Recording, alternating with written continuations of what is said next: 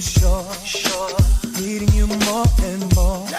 Gonna show you what I have in store. Tricks and games that I wanna play. Just tell me that you're on your way. Cause I can't wait another day. And I know you wanna play. Girl, I know the spots that'll make you hot. Maybe ready or not, you know. Girl, I know the place. It's within the place. Tell me that you're on your way. Check my mic. Check. Tony Turn. Check my mic. DJ Rico. Better be KO Productions. We put it down, baby. Say it to him right here, Tony. I got a feeling I can't ignore. Girl, I've never been so sure. Needing you more and more. Gonna show you what I have in store. Tricks and games that I wanna play. Just tell me that you're on your way. Cause I can't wait another day. And I know you wanna play. Girl, I know the spots that'll make you hot. Maybe ready or not, you know. Girl, I know the place. It's within the place. Tell me that you're on your way. Hey, y'all. Hey, it is Monday. It is the holiday, beginning of our holiday week. Most of us will be off from Wednesday to next Monday. Penelope will be with her parents from Wednesday night to next Monday. But the holidays are not as restful as people make them out to be. It's a lot of cooking, it's a lot of cleaning. It's a lot of people coming in and out your house that you normally wouldn't have in your house. You know what I'm talking about? Because, family is good every now and then. But I digress. So I hope everybody's having a good Monday. I hope everybody had a great weekend. I hope y'all are looking forward to having a bountiful holiday to be with family and friends and the people you love. That's what I'm looking for. And y'all see the title. Now, the title is not as, what's the word I'm looking for? It's not as deceptive as it looks. Demons say their prayers and wear crosses. And I say that for a reason. I try not to, y'all know the subjects I try not to broach on a regular basis because people are who they are. They love who they love. They worship who they worship. They are who they are. But sometimes something comes across my timeline or my FYP, or I hear it on TV, and it just, it strikes me. And it kind of pisses me off. So today, that is why. I was on TikTok, and I saw a young lady get up for an altar call for Thanksgiving, giving thanks for what you're thankful for. And everybody do it. Churches do it. They bring people up to the altar. You do it at dinner when you have Thanksgiving dinner. Everybody go around the table and say what they're thankful for. We all do it. So I just thought, but what got me was, even before the little girl said what she said, what got me is telling people what not to be thankful for. Don't say you thankful for your parents, or you thankful for your classes or your grades or whatever. And I'm like, if you're a kid, I'm realistic, being realistic. What else you got to be thankful for? Parents doing the bare minimum is not what you're supposed to be thankful for. I'm thankful for my friends. I'm thankful for the people that cultivated school. I'm thankful for me getting an A instead of a B. These are things that children are thankful for. Because realistically, most children are afraid to tell their wildest dreams and hopes in front of people. Adults are. But this young lady got up there, and the preacher, she gave instructions on what you're supposed to be thankful for. And then the little girl said, well, I don't really want to say. She said she didn't really want to say out loud. She said, I don't know exactly what the lady said. I'm not going to put any words in the preacher's mouth. Because it wasn't what she said so much as the fact that she said it at all. So the little girl said, And her mother was there, preacher and some other little kids. And the little girl got on the mic and she said, I'm thankful for my stepmother because she listens to me because my mother does not listen to me. That's what she said. My mother doesn't listen to what I say. I'm thankful for my stepmother. And then everybody got, it's not in church. Now remember these church folks, they in church. Everybody started going like she said she was thankful for crack. And she said, now say that, what you said, say that again. She said, I'm thankful for my stepmother because my stepmother listens to me when I talk to her. So they started hollering about the demons in church and the demons in this little girl. And we got to exorcise the demons and we got to call them out and da-da-da-da-da, whoop-de-whoop, blase, blah. I'm sitting there going, you can't even go to church. Here's the thing. I try to stay off of religion because I'm not religious. I'm more spiritual. If I had to give an explanation, somebody asked me what religious faith I follow none. I ascribe to the fact that there's a higher power, that there are miracles out there to be had. I don't know if Christianity is right. I don't know if Islam is right. I don't know if Judaism is right. I don't know if Hinduism is right. I don't know if Buddhism is right because I don't know everything. So I believe in a higher power. I believe that there are spiritual forces that move amongst us, to give you what I believe. But I also believe that people will use church as an excuse to be bad. You have a young girl, from what I understand, the little girl was 12 years old. And she's coming up there saying something that I'm sure is weighing on her. The very fact that she has to say out loud that I have better conversations and I have more rapport with my father's wife than I do with my mother. That's hard for a young person. That's hard for an adult to say out loud. But you got a young person that say it, and I guess they figure they're in church, so they say it in church, and there should be a safe place. But then you got somebody over there speaking in tongues and calling for demons to come out the little girl, because that's got to be a demon that made her say that. That's got to be a demon. Every time I turn around, somebody is hollering about demons. Somebody was throwing away on TikTok. There was a trend because they did a Halloween commercial about a hatch. I think it's a clock, but it also puts out, you know how people sleep to what's the name? People sleep to noise and everything. It does the noises. And because the Halloween commercial had something on it, now the little hatch clocks were demons. So they were throwing away $200 and $300 hatch clocks. Every time you have a Disney movie in 3 to 5 business days, somebody's gonna get on social media talking about how demonic the flower was, the fairy was.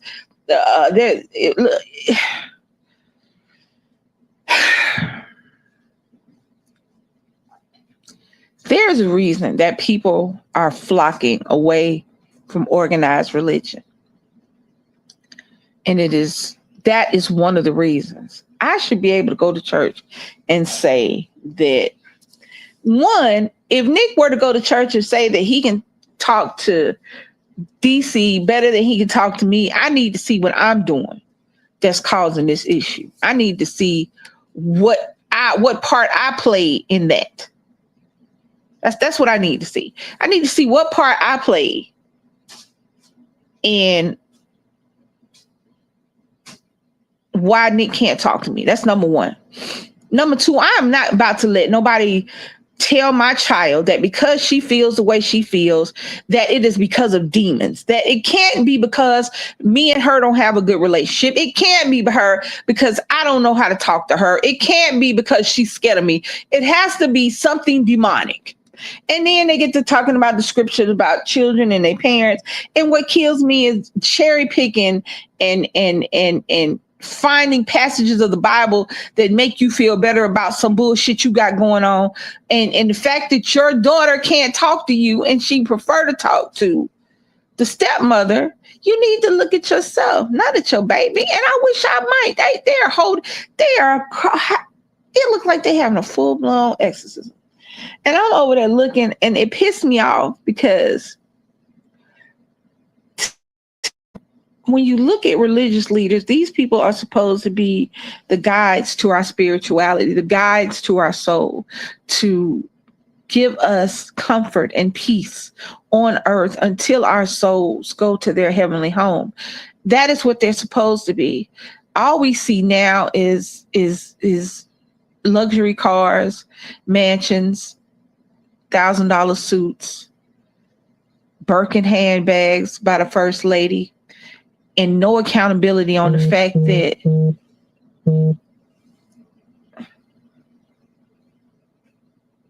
we can ask for your money, but you can't ask for help. That's all I see. People making excuses. And then every 3 to 5 business days, there's a new preacher somewhere on some storefront church telling you how, hey, cool gamer, telling you how to interpret this Bible verse, which is different than the person who you went to school with, to church with a few years ago told you, which is different than the Bible study lady back from you was a kid and your mom and them used to drag you to church. The reality is that everybody interprets passages differently. And who's to say what's right? The Bible is not the Bible of the word of God. The Bible has been translated and rewritten thousands of times. And everything is not a demon. And the killing part is most of the demons, like I said, say their prayers and wear crosses. Why are you, what? I did not force Nick to go to church when he was a child, like I was forced to go, because I wanted him, as he became an adult, he had a Bible. He asked me questions about things. I told him the truth. We'd look up stuff when he wanted to know stuff if I didn't know it offhand. And if my friend at the time was going to church, she's now a pastor. And he would say, Mom, can I go to church? I'd be like, hey, you going to church? She's like, yeah. I said, come get Nick. She'd come get Nick. Because I know that when I went to church, it was just to go see my friends. I was not going in there to get closer to God. And very few children are. So that's just what it is. Now, y'all can sit up there and lie on your kids. And the reality is your kids are going to see the friends they only see on Sunday or Wednesday if y'all go to church on Wednesday too. So that's what I went for when I was young. And I just, it pissed me off to no end that this little girl now has no place to go. Think about it. This child has no place to go. She can't talk to her mama. Her mama's going to restrict her time moving forward with the daddy and the stepmom. She can't go to the pastor because see how the pastor did her. So where's this baby going to go? Who is this baby going to talk to? Is she going to talk to anybody? Because people are now going to make her feel like it's wrong to show your feelings and emotions, to have a differing view. Who this baby going to talk to? And then as soon as something happens, they're going to call her fast. They're going to say, well, she could have came to her mama. No, she couldn't. She already told you that she is thankful for her stepmother because her stepmother listens to her. How many of y'all, and be honest, you ain't got to tell me, but be honest. How many of y'all really listen to what y'all kids tell you? How many of y'all are really, really there? You can lie to us. You ain't got to tell me, but I want you to think for yourself. How many of us are really there for our kids to listen to the crazy shit that they talk? Because they talk crazy shit, but they want to be able to talk crazy shit and good stuff at the same time. They want to be able to talk craziness because that's what they do. But by being able to express their craziness to you, they also know they can come express their real life to you.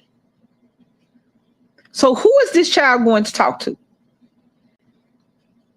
The mother and the preacher in there acting a fool and somebody's recording it and they post it. It's already hard enough being a young person. Then you got the extra added pressure of social media and what's what I'm looking for? And trying to live up to social media standards. You already got enough going on in your life. And now,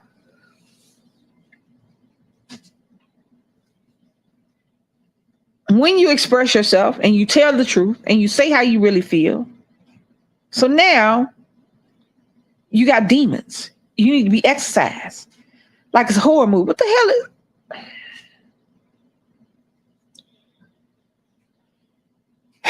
Every time I'm listening to a podcast or I hear some kind of ridiculous take online, there's at least one pastor or preacher in the mix.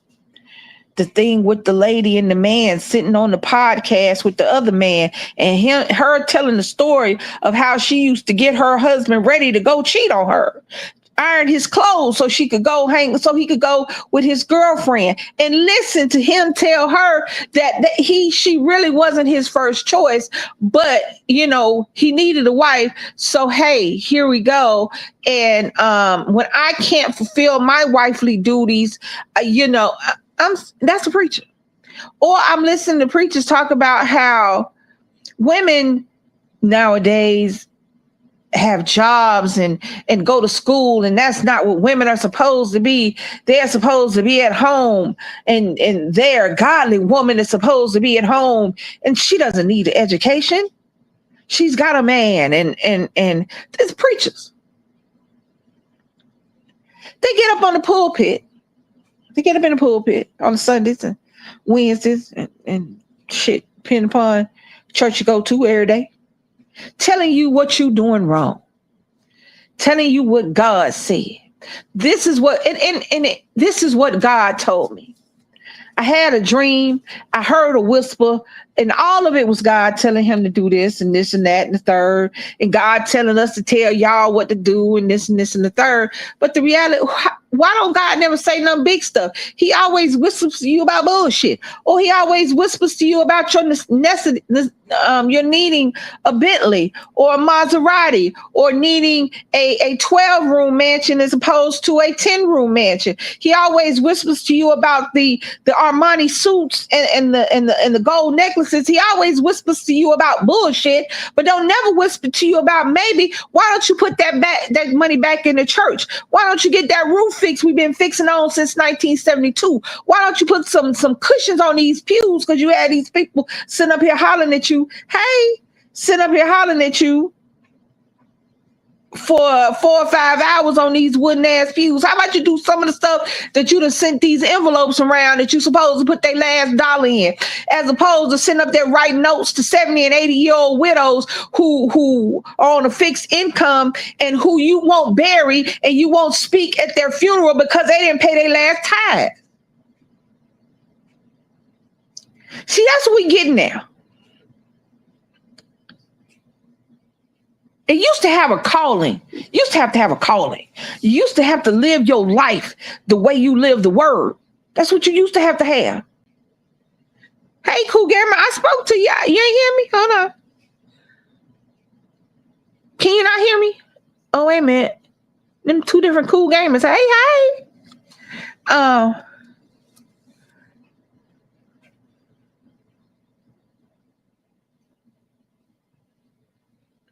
Demons say their prayers and wear crosses. You know how many people say, I'll pray for you? Don't pray for me. Because just as quick as people pay for your welfare, they'll pay for your downfall. I'm good. Thoughts and prayers. I'm good. I don't need your thoughts or your prayers. Because you shouldn't have did whatever you did. When people get to talking about, I'm going to put out my thoughts and prayers and I'm going to pray for you. And then the same people who in the same breath, they'll say, if you need me, call me. But if you call them, their phone ain't never working. They always too busy when you really need somebody. These are those people.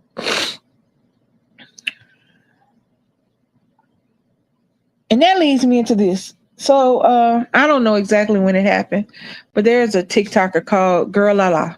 Now, I didn't follow her. I don't know who she is, but she is a transgender woman.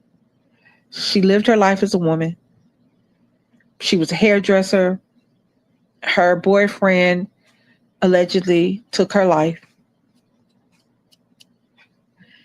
And now her father, who was not in her life, let me say that, who is not in her life, is making TikToks and videos talking about how he wants his daughter, who was his son, to be buried as a boy with a fade and a gold chain, a button-up shirt, because ain't no preacher gonna pray over and bury nothing like that. Now, let me tell you something. Let's start with the fact that you can't tell me what to do with my child, especially if you ain't in my child life. I don't give a damn how much sperm you gave to make that child, because if you ain't been there, if you haven't lived with her, if you haven't helped her be raised, if you weren't there when she needed you, don't come now after she gone trying to profit off of her life, because that's what you're doing.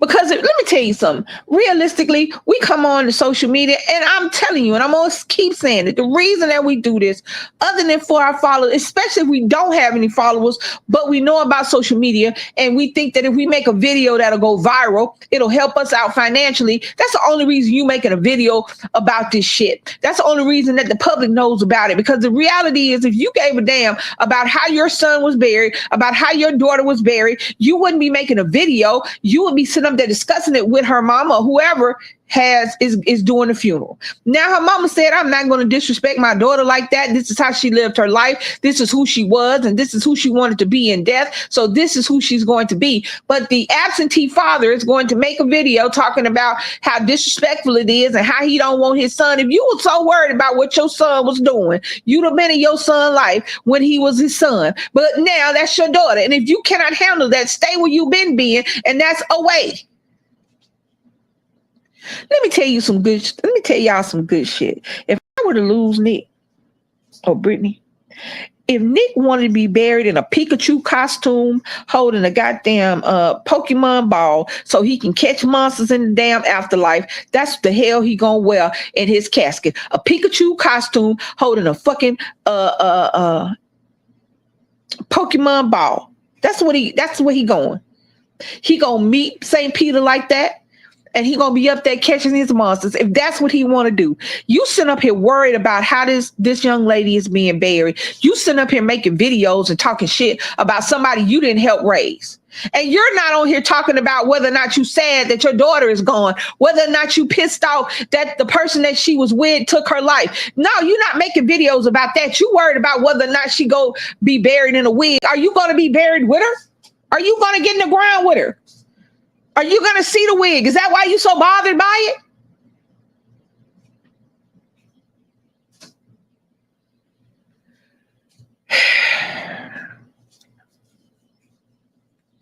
Parents who do little to no raising and then want to come have a say in what happens to the children when they're adults kill me. They kill me.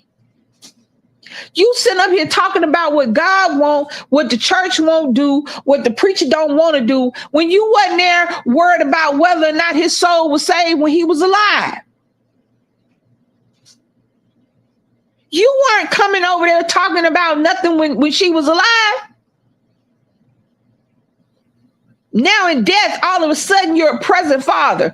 What the hell good are you? Let me tell you something. Death does not make a person better. It kills me, but it also doesn't make them worse. It doesn't make them anything. It makes them deceased. It makes them now a memory. It makes them a part of your legacy, but not a part of your life moving forward. Death doesn't change a person. Every time I hear when people get to talking about somebody deceased, they talk about the shiny lights in their eyes and all. Don't say no shit like that about me, because it's a lie. It's a lie. I didn't sparkle. I don't shine. And I'm not going to give you the shirt off my back. I will buy you a shirt. When I'm walking around here without no shirt on, I will buy you a shirt. I never understood they give you shirt off the back. Their last dollar. I might give you my last dollar because I know I can make some more dollars if you need my last dollar. But don't, I hate when people get to talking. All of a sudden you're a better person because you're deceased. No, you just did. Now I did not know this young lady. I didn't. I didn't follow her. I didn't know anything about her as far as that go. I just happened to be watching a video and somebody was duetting his video. And I'm listening to him talk about girl Lala. I don't remember the name, his birth name. And I'm sitting up there thinking, hey, Elderable. I'm sitting up there thinking, you coming along now, having an opinion, getting online, making videos, talking about whether or not he should be buried, she should be buried, whether or not the preacher is going to be out, all of that. That's not your place. People automatically assume, thank you. I'm gonna tell you something, Miss Elderable. It's this time of the year, I'm kind of off and on when it comes to being perky and fluffy and dark and dismal. I was at the end of last week. I'm not good during the holidays. A lot of stuff happened. Hey, Shadrika, a lot of stuff happened in my life during the holidays. So I'm here for the holidays for my family, and I have ups and downs. A lot of times I don't want to talk, but just so happened these few things have been happening, and it just got me to thinking about, because I try not to, like I said, I try not to talk about religion or anything. I try not to talk about race relations because I'm very passionate about that. I try not to talk about politics because I can't change your mind. You can't change my mind. And right now we're living in the worst political time in American history. It just is what it is. And to my estimation, and nothing you can say can change that. Nothing nobody can tell me about what's going on right now can change it. So I try not to talk about these things. But every now and again, you have to come out of what you're comfortable doing and say uncomfortable truths. And you have to come out publicly, because the reality is that nothing's going to change if everybody's like me. So every now and again, I have to step out of my comfort zone, and I have to talk about things that are polarizing. I'm not trying to change anybody's religious views. I'm not trying to change anybody's views on spirituality. I'm not trying to change anybody's church going habits. I'm not trying to do any of that. But what I'm trying to do is get people to understand what people like me see. A young girl goes to church, is asked to tell what she's thankful for, is asked to speak her truths. And when she speaks her truths, she is called demonic. She has a demon in her. She's possessed, and we need to speak over her. Instead of trying to figure out why she feels more comfortable and better talking to her stepmother, because her stepmother listens as opposed to her mother. So now that she said this out loud, she said it twice to make sure y'all didn't understand she meant what she said. And on the second time, they get the laying hands, speaking in tongues, and all of that, trying to get the demon out of her. But nobody asked why this little girl don't want to talk to her mama. Nobody asked why this little girl can't talk to her mama. Then nobody look at the mama and say, maybe we need to pray over this hoe. No, you want to go over there and traumatize, because that's traumatic. I'm damn near 60. And if I went to a church and said something, and all of a sudden people started laying hands on me, that'd be a different story. I'm grown and I feel like I'd be fighting, but that's another story. But you start laying hands on me, talking about I'm possessed because I said I'd rather talk to my wife than the preacher or whatever, then that's traumatic. Imagine if you will, if you're a child and people are holding this and the preacher's holding on to her and I'm like, come on. First of all, y'all bullshit. Let me tell you something. I do not believe in organized church mega churches. I do not believe that they have any affiliation with the Lord at all. I don't. And that's just my belief. And if you like Joel Osteen and what's the black dude name that said he needed another jet. He got a jet, but he needed a bigger jet. and the other black and the one that said 2 times 2 and you gotta get your 2,000 and you gotta have another 2,000 from somebody. I don't, never will again believe in organized religions. I'm not going to give a quarter to an organized religion. I will give the last dollar I have to a soup kitchen, to a homeless shelter, to anybody doing the good works. But somebody standing up on a pulpit telling me that because I spoke my truth and said I'd rather talk to my stepmama than my mama is a demon. No. Hold on. I can't see. You have to be careful because sometimes the father or the minister or the preacher think they have the parents to get the demon out. But some of us, that person needs to say a prayer in their mind of thoughts.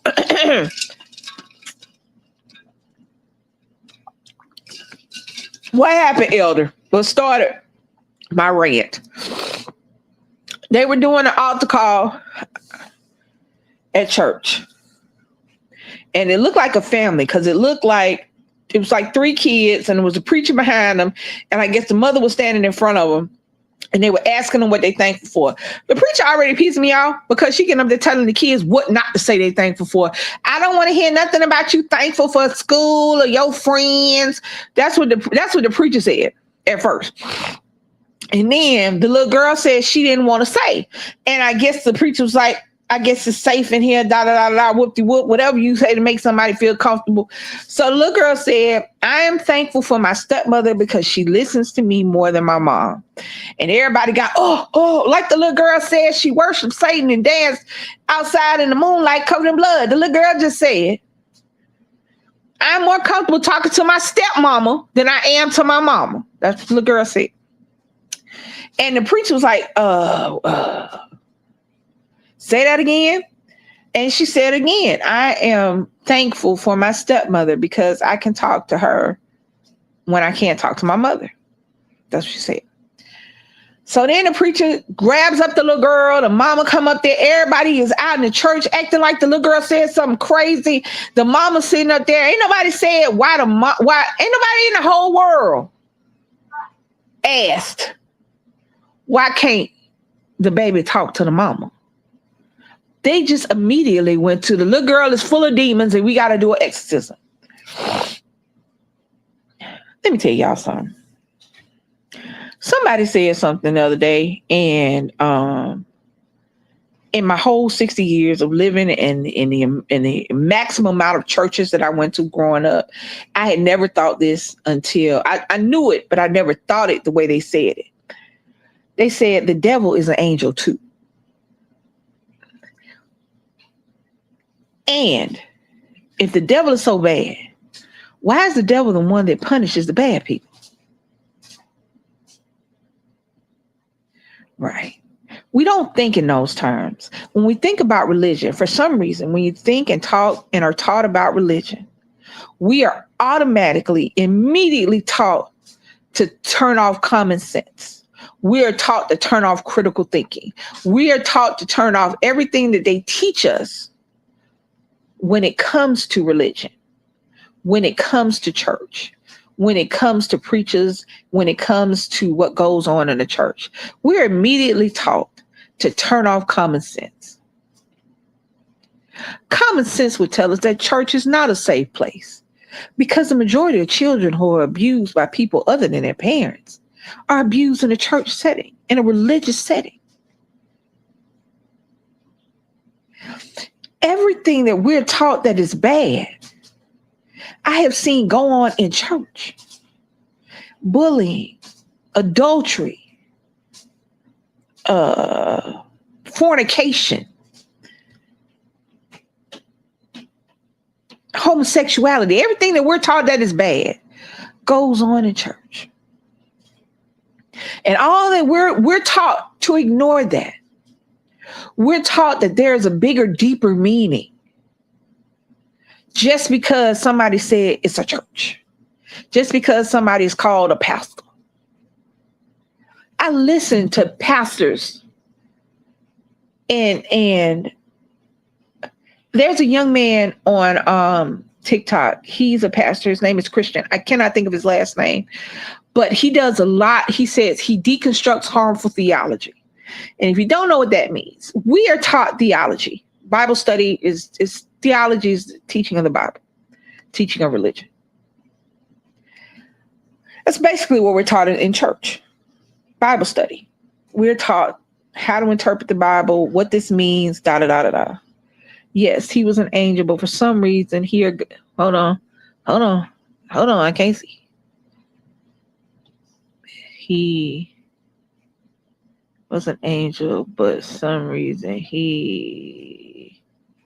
I don't know what that word is, or know that his powers that are God. Hold on. I'm about to put that up because I can't see. Okay, here we go. He was an angel too, but for some reason he heard or know that he can have the powers that our God has. I mean, he doesn't. Technically, the devil does not have the omnipotent, omniscient, all-knowing, all-seeing, devastating power that God has right now. If we just describe ourselves to what the Bible says, God can stop time right now, stop us in the middle right now. Everything stops. It'll start back over again right now. The devil can't do that. The devil can't do that. The devil can tempt. The devil can be insidious. The devil can't do what God can do. If you just read the Bible and go by what it says. I'm not speaking biblically. I'm just saying what I've been taught in a more secular language so that everybody can get it. But we blame the devil. The devil made him do it. He did it because he's demonic. That's a demon. Every time on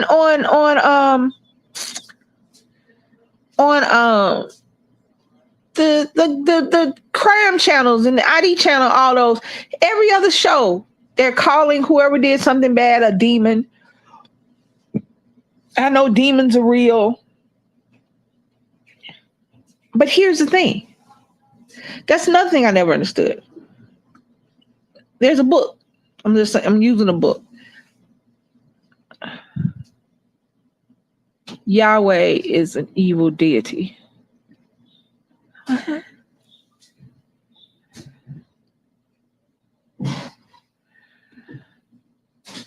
Anyway, so I don't know for 100% certain about anything. So I err on the side of caution when it comes to religion and spirituality. I do.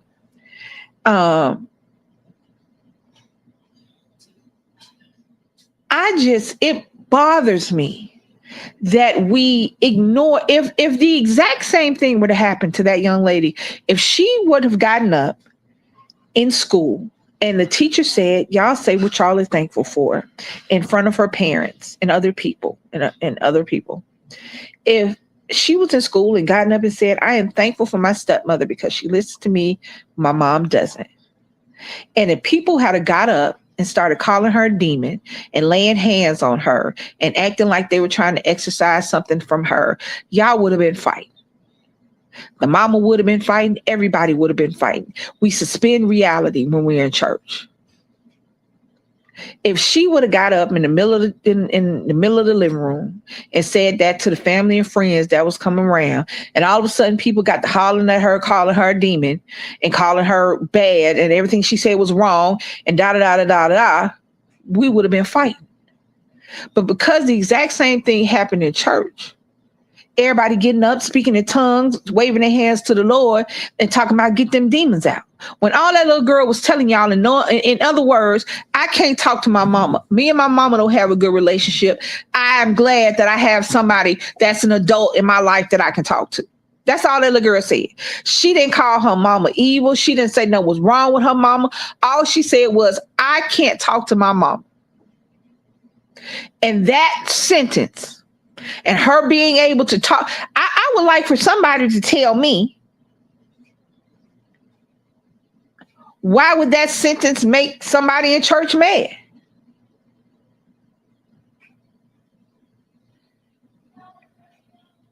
Thank you, Elder Boo. Love you too.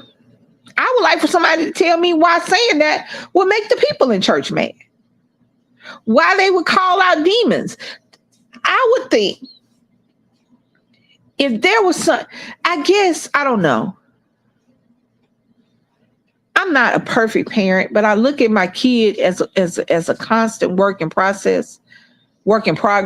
I look at, because I'm learning something new every day about him and about life and how it goes. And especially as he gets older and grows up. So I don't know everything.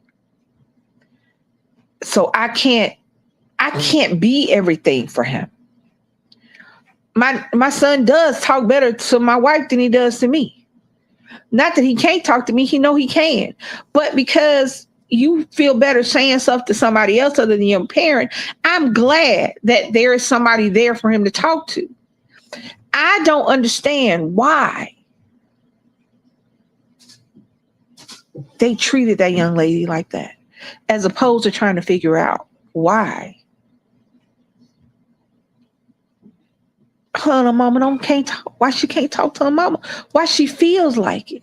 Instead of you in church right now, and you have the opportunity to say what you want and get it all out on the table in front of God. Instead of doing that, a 12-year-old little girl is demonic. Y'all get what I'm saying? I'm not saying every church is like this. I'm not saying every pastor is like this. What I'm saying is there are enough of them like this to get people who really want the Spirit, who really want to have a relationship with God and the church. There are enough of them out there that it turns people away. You know what I mean? It turns people away from the church. I would have went up there and hugged my baby and said, I'm sorry you feel that way.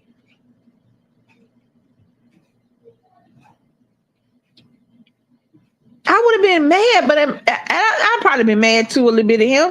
But I'd have been mad with myself too, because I've been like, what did I do that my baby can't talk to me, that he got to talk to somebody else? What did I do that my baby got to say this in church and can't say this to me at my house? Y'all get what I'm saying? We suspend reality when we get in church. Because if the things that happen in church happen in real life, we be cussing, we be fighting, we be shooting, we be calling the cops. But we don't do that when it comes to church.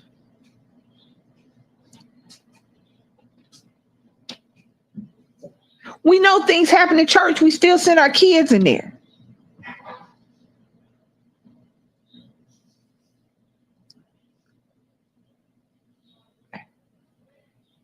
We listen to a pastor tell us about why we should stay married and why I should forgive my husband for cheating on me and why I should just overlook it and be a good wife. And the reason he says that is because he's cheating on the church mother. The reason he say that, and he's so good at saying that, is because he is cheating.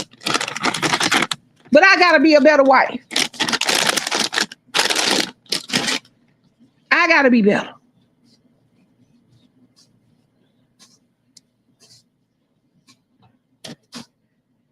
I don't understand why we can't go to.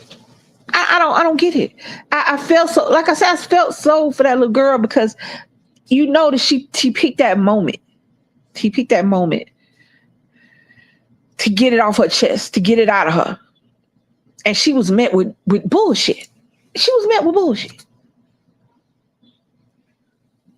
Now I've been watching horror movies since I was a kid.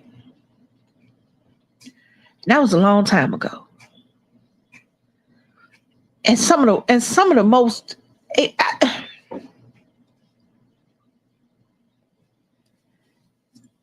I just can't for the life of me understand. I can't. Now, I'm not trying to get anybody not to go to church. I'm not trying to get anybody to change their beliefs, because that's not my job. You believe what you believe. You are who you are. I believe what I believe.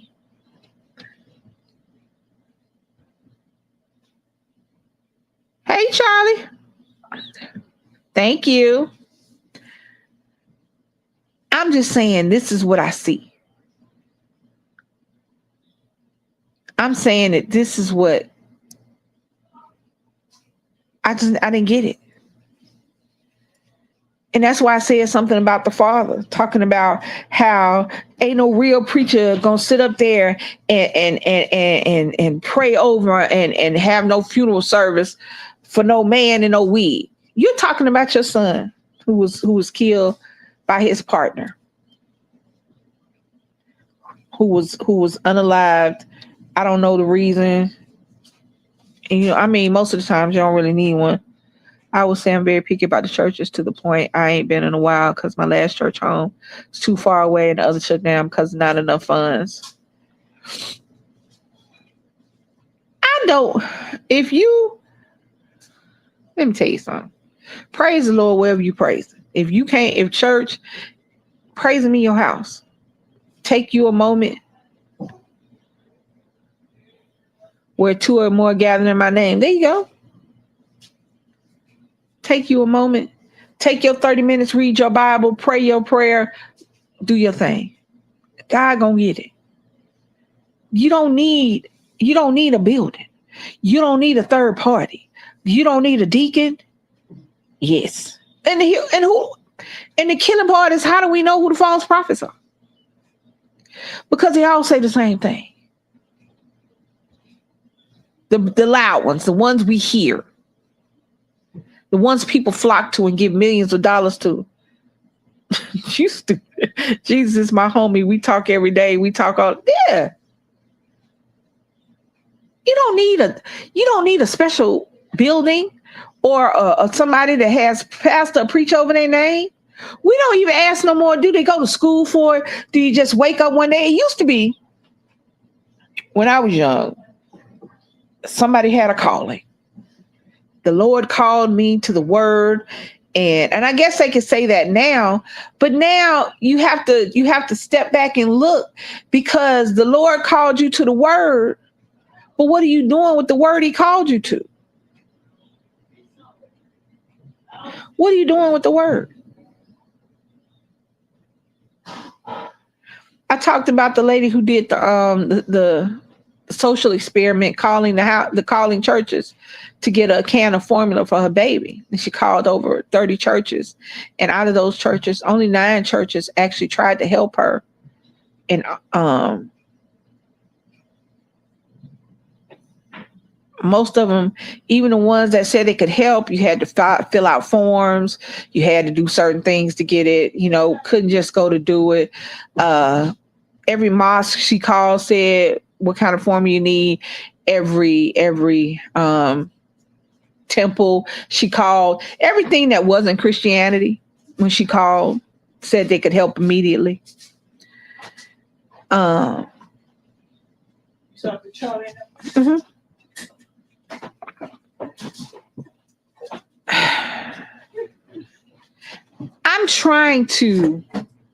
I'm not trying to be nice, but I'm trying to figure out what I'm trying to say without sounding mad about it. I'm not mad about churches. I mean, I ain't trying to be funny. I don't knock nobody hustle. And the reality is, a lot of these preachers and pastors that you see out here nowadays, that's a hustle. That's sad. It used to be churches help people. It's about money. Yeah, that's a hustle. I ain't trying to be funny. Y'all know I'm telling the truth. How many people who had paid their last dollar in their tithes? How many people had to figure out how they gonna pay their light bill or their gas bill or their cell phone bill? Didn't pay their cell phone bill. They decided to pay it another time.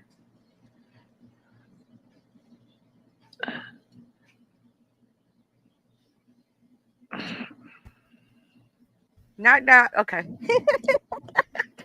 I was at the door knocking, going, knock. Hey, Miss Lisa. Hey, baby. No, I'm agreeing with you 100% on this. That's one of the reasons why I stopped going to secular church. Because it used to not be about that, right? People didn't pay about how much you put in a collection plate. It didn't put you down because you didn't have a whole lot. And church, we used to come together as a church, and we knew a family was having it hard. You know what I'm saying? Yep. You come together, you help that family. You don't see that no more. They got churches calling people at home for their tithes. Yep. Where in the good book does it say that you're supposed to pay a church the tithes? Well, it doesn't, but here's the thing about Bible study and interpretation. The reality is if you got a good mouth game, you can make other people interpret words the way you want them to. And the reality is, I can beat around the bush all I want to. Preachers and pastors nowadays have good mouth games, and they know that the money is in the church. They know that they don't have to do much. All they have to do is thump this Bible, say something that they feel like is going to get enough people riled up, and they will have people paying their last dollar. I have seen elderly people, their children and their family come to social media, because nowadays you want to get somebody, you go on social media, because social media do their job and find them for you. I've had people come in there and show how I couldn't bury my mother at her church home because she didn't pay her tithes, and the preacher said that she wasn't a part of the church anymore. I can't come in I can't bless you because you didn't pay your tithes last month. I don't remember seeing your name on the road with the tithes in it. Where you been? Now, all of these are elderly people. These are older people. And the reality is that if you're not independently wealthy, once you hit a certain age, you are on SSI. You have a fixed income. You only have so much money coming in and very little of it. You have so much money to pay for where you live. Keep your lights and your utilities on. Keep a phone in your house because you need one, because you're older. You need to be able to call the people. And put a modicum amount of food on your table. But these people are still being hounded by these preachers. And I'm not talking about all of them. So don't get on here talking. I'm not talking about all. Y'all know who I'm talking about. I am sure that you have seen a pastor in your community who is driving the newest car, who has on the newest clothes, whose children have the newest car and the newest clothes, and they ain't got no job. They got these mega churches. First off, it kills me. I'm gonna tell you something. To me, I'm just saying, this is my personal opinion, Miss Lisa, and people can disagree. To me, having all those gold idols for false worship and all that look pretty stuff, that's not the house of the Lord to me. Well, it's not, but that's the thing. Like I said, that's a perfect example of being able to suspend reality when you get in church. For some reason, that has boggled my mind for the entirety of my life is the reality suspension that you do. Now, when I was young, I didn't know exactly what it was. But now as an adult, it's like as soon as you come through church doors, you suspend reality. Now, if we were going to somebody's house, and they were decked out the way that the church decked out and always asking for money. Think about what I'm saying. You go into your homegirl house and it is laid from the front door to the back door.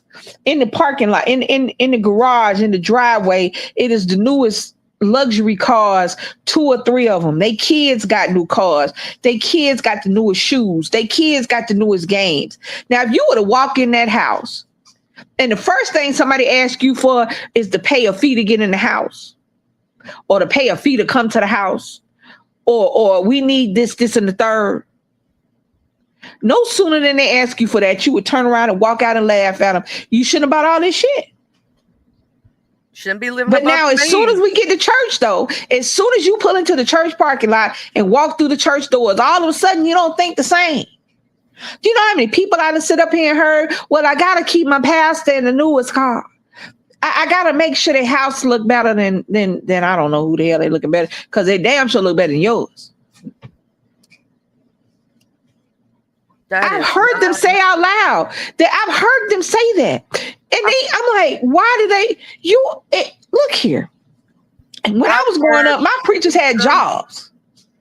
Mine still do. Some of mine down here still do. They don't get nothing from the church, really.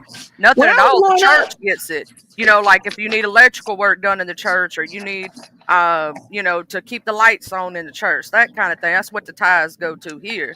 I know a lot of preachers who actually work a 9-to-5 job. I know My little cousin's a preacher right now, and he actually works as a in like a warehouse thing. That's what he does for his main job, and then he goes and preaches on Sunday, right? But all the money that comes in from the church goes to the church. You get what I'm saying? Not to him. He ain't driving no Bentley. He driving an old beat up pickup truck. You know what I'm saying? But Right. I I see don't. old people eating dog food and cat food to pay them tithes. And Eating that like is unacceptable.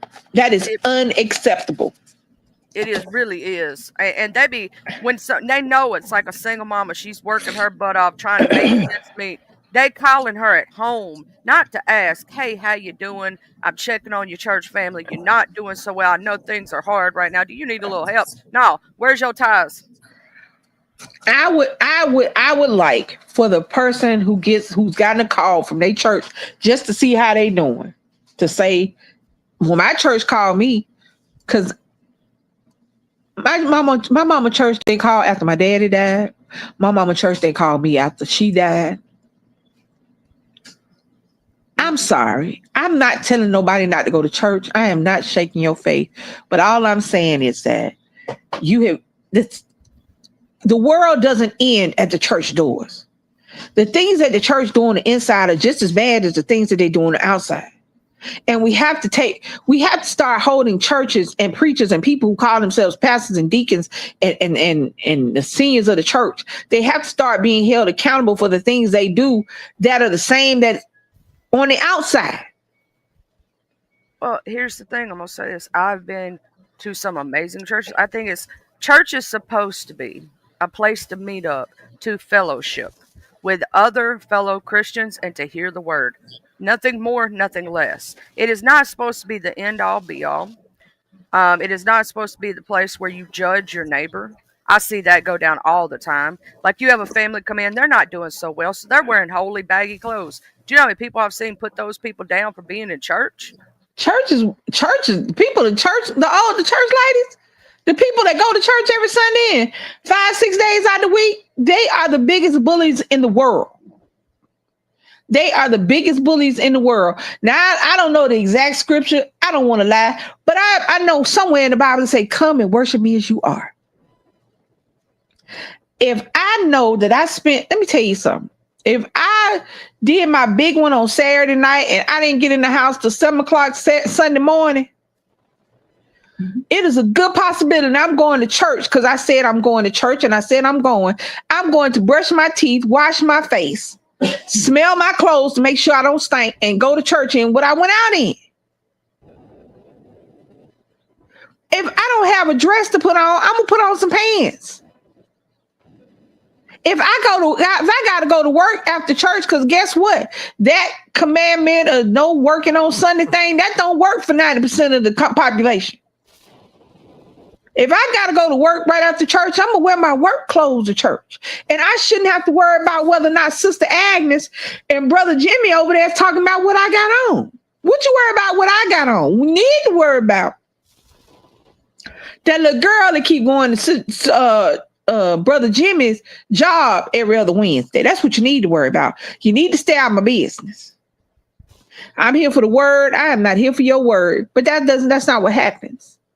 What happens is as soon as the church doors open, all of a sudden you're in the land of Narnia and nothing is right. I have watched preachers look down. I had a preacher look down my roommate's shirt the entire service because we were sitting on the front row. I was like, why are we sitting on the front row? First of all, I was like, what the hell are we sitting on the front row? In my head, I'm at my roommate's church in her hometown. We went there. I forget where I went. I think it was for Thanksgiving, matter of fact. And he come out the back. He the new preacher of the church. And he come out the back in this all red suit. He looked like he just got off the stroll, but that ain't got nothing to do with me. He had a cape. So you can understand what I'm saying.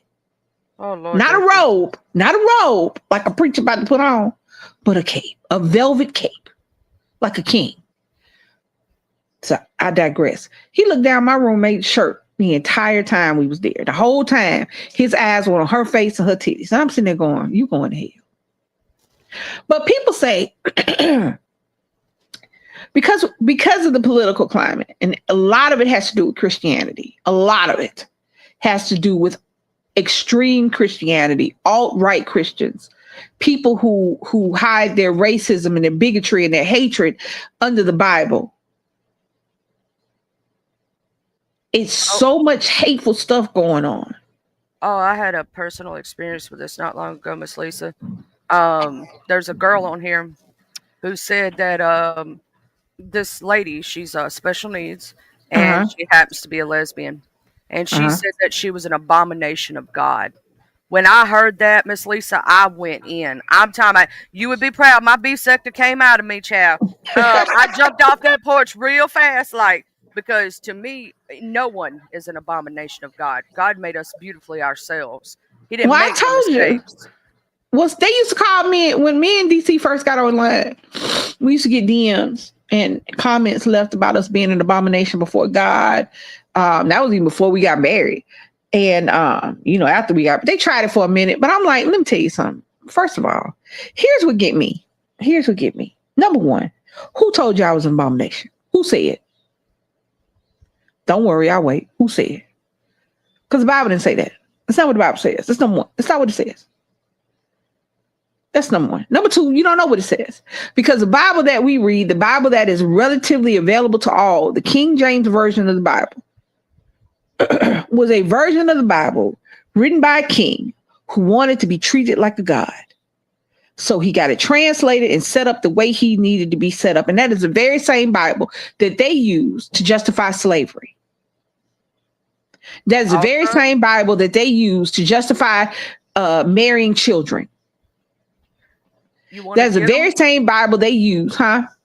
You want to know of a thing in the Bible? Then ask them, why are they wearing anything beside cotton? Because did you know that also in that Bible it states in those same paragraphs, if they're following Old Testament, which you're not supposed to, it states that you're not supposed to use any mixed fabrics. Can't wear polyester. Can't wear polyester, all those things. Why are you over there eating that bacon and that ham hock then, honey? Because also you're not supposed to eat split-hoofed animals. So what we talking about? A lot of shrimp. Stuff, you're not supposed to eat shellfish. You're not supposed to eat shrimp, lobster, anything. That stuff was made up of common sense. If you think about back in those times, if you take this back, centuries ago, right, long time, they didn't know how to process or do pigs back then, so people got sick. Animals had different parasites and things like that. When it comes down to a woman, it never says a woman shall not lay with a woman. It says a man shall not lay with a man. But when it says a man, the original text actually said a man should not lay with a child. Oh, that's in there too. The original text. The original text, there was only one. That's why I keep saying that these are rewritten versions. The Bibles that we have now, the King James Bibles, are not the original Bibles. The original text, the original text was telling them to stop messing with the children. Oh yeah, the heathenism. But no, not just hedonism. The text that you're referring to had nothing about men laying with men or women laying with women. It was men laying with children as they would a woman. That was the original text. They changed it so that they could add homosexuality and take out pedophilia. Understand that any text, not just the Bible, but any text that can be interpreted has been rewritten and changed and translated so that it would favor the person who rewrote and translated it. I'm a pedophile. I'm not about to sit up there and have no shit in the Bible to say I shouldn't lay with no kid. So what do? I'm going to make them look at somebody else. I'm going to make them look at the gay people. When in reality, I shouldn't have to tell you not to put your damn hands on a kid. It shouldn't have to be stated in the Bible. You feel me?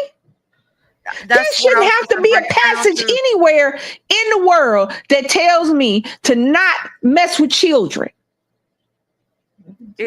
If you look at any religious text, if you take all of the different ones and you take it down to the barest bones, right? I'm not talking about the disagreements we have in belief systems or any of that, right?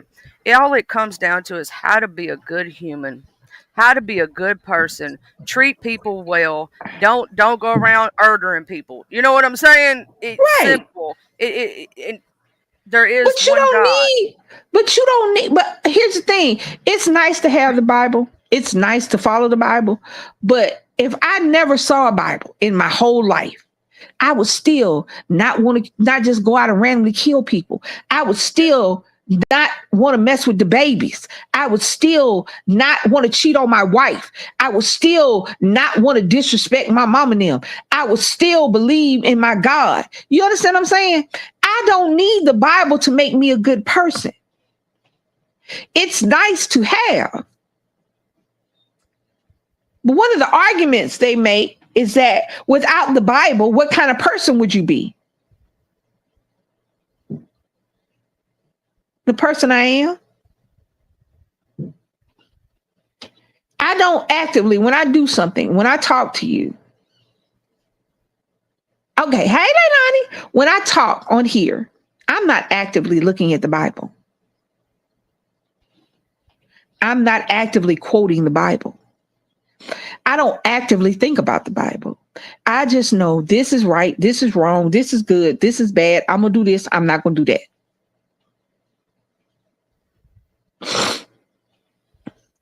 It comes down to basically morals, principle, being a good person. You know what I'm saying? Like, you know right from wrong, you know what's good, you know what's bad.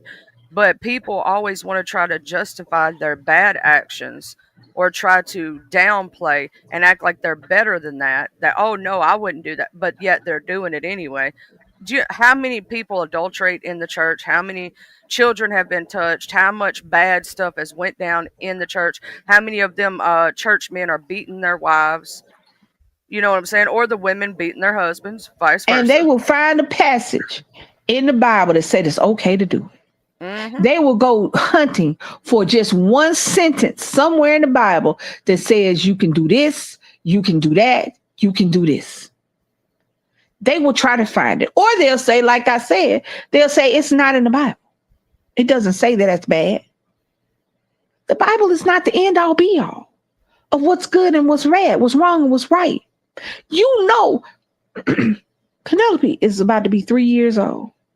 And while she does not have the emotional intelligence of an adult, she knows what's right and what's wrong.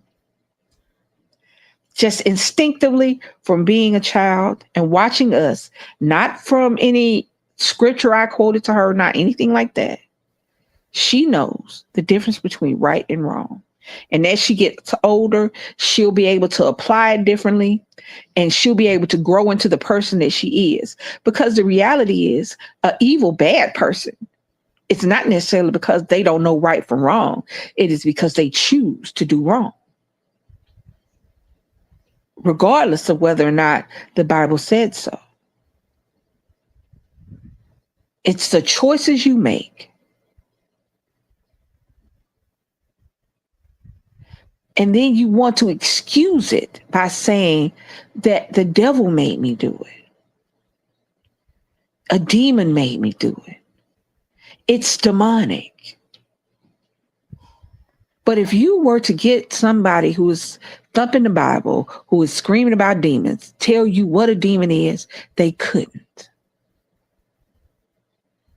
You can get a lot of hemming and hawing, a lot of but you won't get a demon is this, this, and the third. Well, how do you know it was a demon? They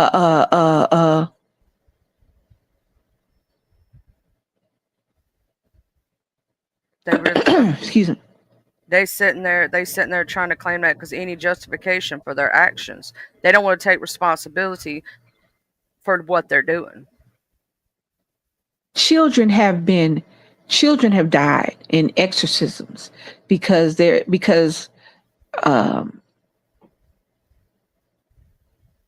church told them that I saw a demon in your child. Do you understand that?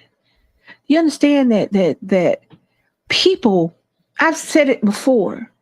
The other day we was talking about, I don't know what we were talking about, but people will get into careers or get into jobs and lifestyles that give them access to people so that they can perpetrate their evil, their badness.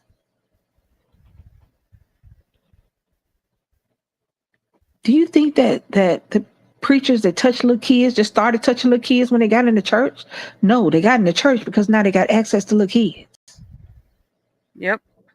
all behind the mask of I'm good. You can trust me. Because I'm a preacher. Hmm My That's mama why would not let us do them stay overnights. None of that. If she couldn't go, we couldn't go. I don't know why Nick started going. Why did Nick start doing that thing at that church? He met somebody. What thing? You remember he would do the weekend, the overnight, Friday night, the Saturday morning at that church. One of his friends. One of his friends, Nick had one of his little friends had this church, and he was talking to him. And Nick would go over there, and they would have a Friday night to Saturday morning. Oh yeah. And it wasn't a preacher. It was one of the youth. The youth coordinator. No. One of the youth. They call him youth One of the pastor. older youths. I can't think what they call. But one of the older youths, come to find out, it wasn't Nick, but he had tried to. I don't know whether he actually had committed anything, but he was trying to solicit sexual encounters with a child, 13 years old. And Nick didn't go back. Now, he got arrested, but Nick didn't go back. I didn't care whether or not he was the only one doing it. Didn't matter. And I didn't care whether or not nothing did happen to him. That just, when you want access to the general public because you have something faulty in you, you're going to get a job like a preacher or a teacher or a police officer. You're going to wait tables. Well, not even service jobs. You don't spend enough time. I don't spend enough time. And I don't really, as a bartender or waitress, I didn't have any sway over my people. You know what I'm saying? But if you want to have access, unfettered access to kids, you become a teacher, you become a preacher, you become a cop, because these are people trust. And people act like it's not true. But that's a lie. You know as well as I do. In the last month, I have seen, I want to say 4, but maybe I saw the same lady twice. I have seen at least 4 teachers who have went to jail for having sex and or getting pregnant by their grade school, middle school students. Not 17, 18-year-olds, 11, 12-year-olds. You're not going to tell me that the teacher just decided to be nasty when she became a teacher. No, she became a teacher because she was nasty. You're not going to tell me that the domestic violence rate, the alcoholism rate, the suicide rate is enormous when you are a police officer.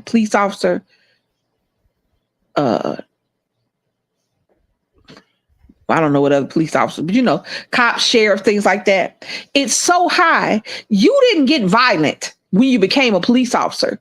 You were violent, so you became a police officer. Because now you have access to as many victims as you want. That boy. But you know how many serial illers they've had become police officers and get away with it for a very long time because they know how to clean up the crime scenes? I was just watching a story about that today. Yes. What happened in the story? Which one was like it? I was looking at this thing where they were talking about how many there have been cases of police officers being serial illers. Like, no lie, like covering up cases. The dude who was what was that one? I'm trying to remember the exact case, but they were Hey, talking about Magdalene.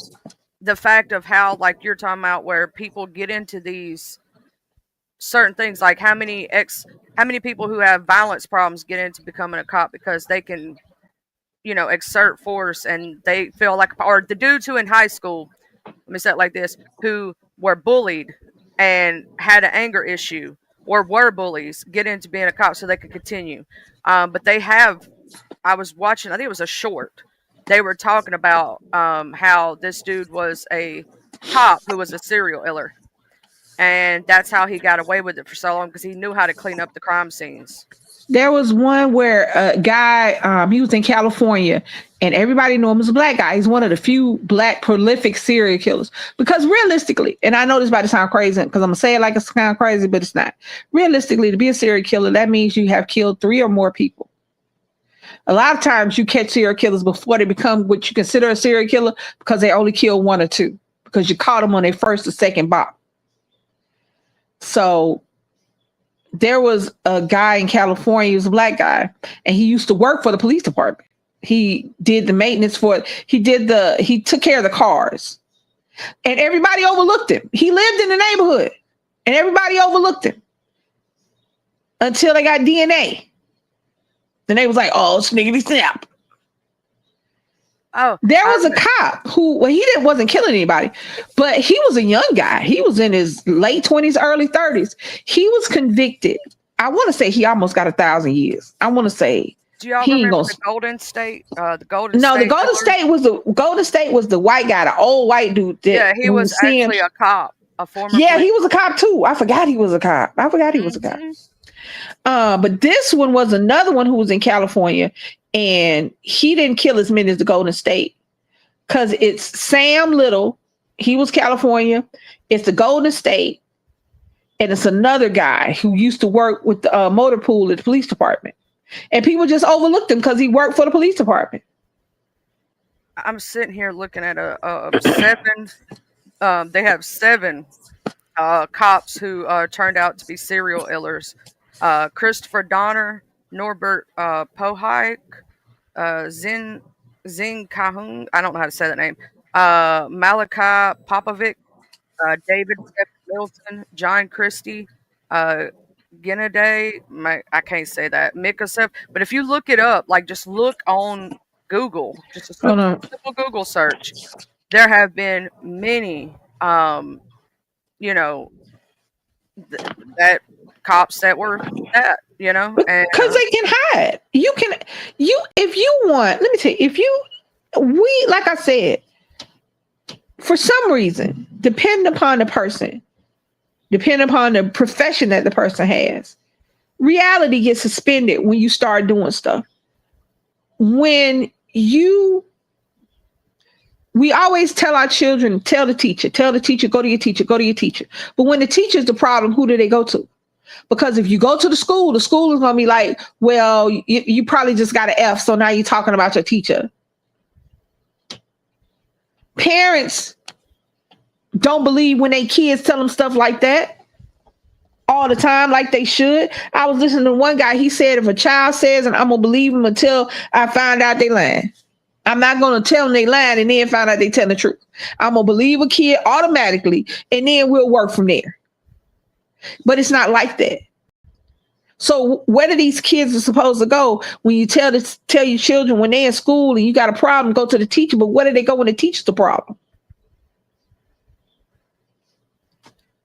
Where do they go when you go out, when you send your kids out, you tell them if you have a problem, look for a police officer. But what are they going to do when the police is a problem?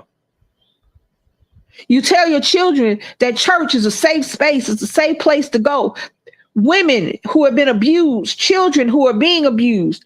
You say these are safe places to go when the people in the churches and the people in the police station, people in the school are just as predatory, if not more so, because you have unfettered access to your victim pool.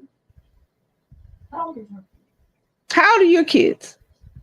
Oh, my son, he's almost 18. Woo! They get old, baby. Mine is almost 21. Lord have mercy. Jesus. I feel like I blinked and it happened because I feel like just yesterday I had him, and in exactly a month and, well, two and a half months, he'll be 18 years old. When is his birthday? January the 16th. All right. Nick's birthday was supposed to be on the 1st. But my doctor said, I am not going to be in the hospital on New Year's Eve, ma'am. He says, you can have your baby whenever you want to now. We're going to have him today. I was like, all right. Sound like a plan. But I look at him, and I looked at him yesterday. I was looking at him yesterday. I'm like, oh, that's a whole grown man. When did that happen? But, and I know there's only so much I can protect him from. There's only so much we can protect our kids from. There's only so much we're protected from. It's the killing part. Yep. But the people that we are supposed to look to for guidance, for assistance, for information, are the very people that make it hard for us to get by on a daily basis. Have you ever experienced anything with that? Huh? Has anything ever happened to you with your, you have a son or a daughter? I have a son. Okay. Has anything ever happened with him? No, but it's also because he was highly protected, and because of him being born with mild CP. His is all physical, not mental. Right. He was homeschooled, so he never went out of my sight. Like everywhere he went, I went. If I wasn't able to be there, he wasn't going. But it was also because my mother was a victim. Okay, and so she did that with us as kids. If she wasn't able to go, we wasn't able to go there. I'm telling you, we almost joined a cult church one time. Because I was sick. I'm talking about, girl, I was sick as a little kid. I had problems. I'm talking, my tonsils out, and this church kept pushing for like me to spend overnights at the church. Me and my sister, and my mama kept saying, "No, my kids are sick right now. They're not going." They literally came to our house after the phone call trying to pick us up. My mama said, "No, my kids are sick right now. I told you." And she said, and then she's like, "We won't be back." Come to find out, that church was a cult. And it was something to do with kids. Thank God my mama was protective. Thank you, Jesus. Well, that's the thing about it. It's people. That's why cults start off as religions. Very few cults start off as just somebody picking somebody over the street.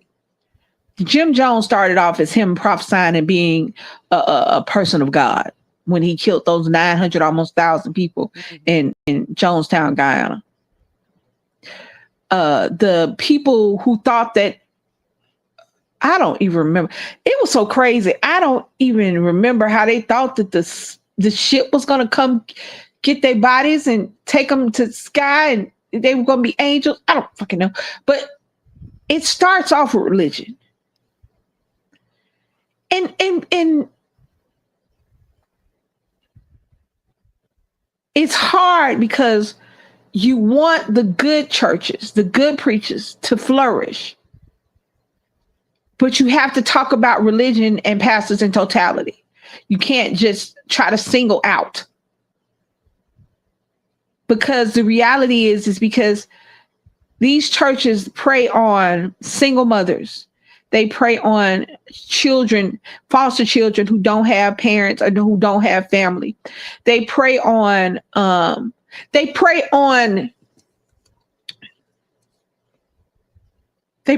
ignorance. I was talking about what gets me is, how are you going to minister to me and my wife when I know you cheating on yours? Mm-hmm.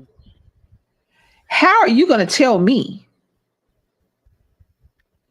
what I'm doing right and or wrong with my child when you don't even talk to yours?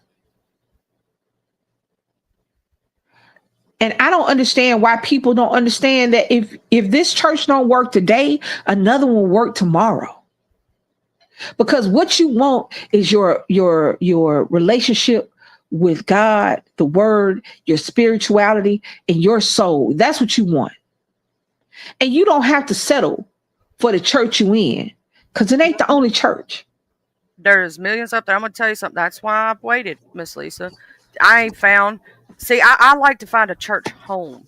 When I walk in that church, I'm paying attention to a lot of things, right? A lot of things at one time. I'm paying attention to how the people treat each other, right? I'm paying attention to how is the pastor got a regular job? Is he over here? What's he doing? How's he, preaching a word? If I feel it from him, because what I may feel and might be good for me, you may not like. You get what I'm saying? So Right. I'm looking for a place where I feel comfortable, where I feel at home.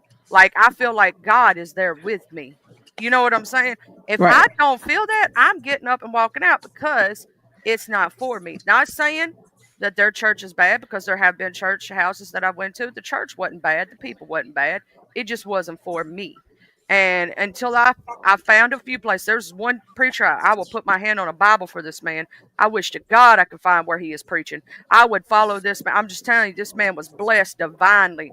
When I say divinely, I have never felt the Holy Spirit enter my body before that man. That man could preach. He couldn't read or write a lick. His wife read him the Bible every night. We didn't have maybe 10, 15 people in the congregation at the time, right? We didn't have a lot. I'm And just listening to you. we were trying to keep the doors open all we could, but we couldn't afford it. We were poor folk. You know what I'm saying? Right. Trying to do the best we could. But this man, every time he preached, I got cold chills down my body and every hair on the back of my head. So I cannot explain the feeling. If you've never felt the Holy Ghost enter you, I cannot explain it to someone else. It's like this extreme excitement, but jitteriness at the same time with anxiety mixed in. It's like this. It's just a feeling you can't really explain. You know what I'm saying? It's like your whole body's just on vibration mode is all I can say. And this man, I swear he was divinely blessed. And I don't know if every time he preached, it felt like God was preaching through him. But that's what it's supposed to be like. And if it's not that, then I think people get it's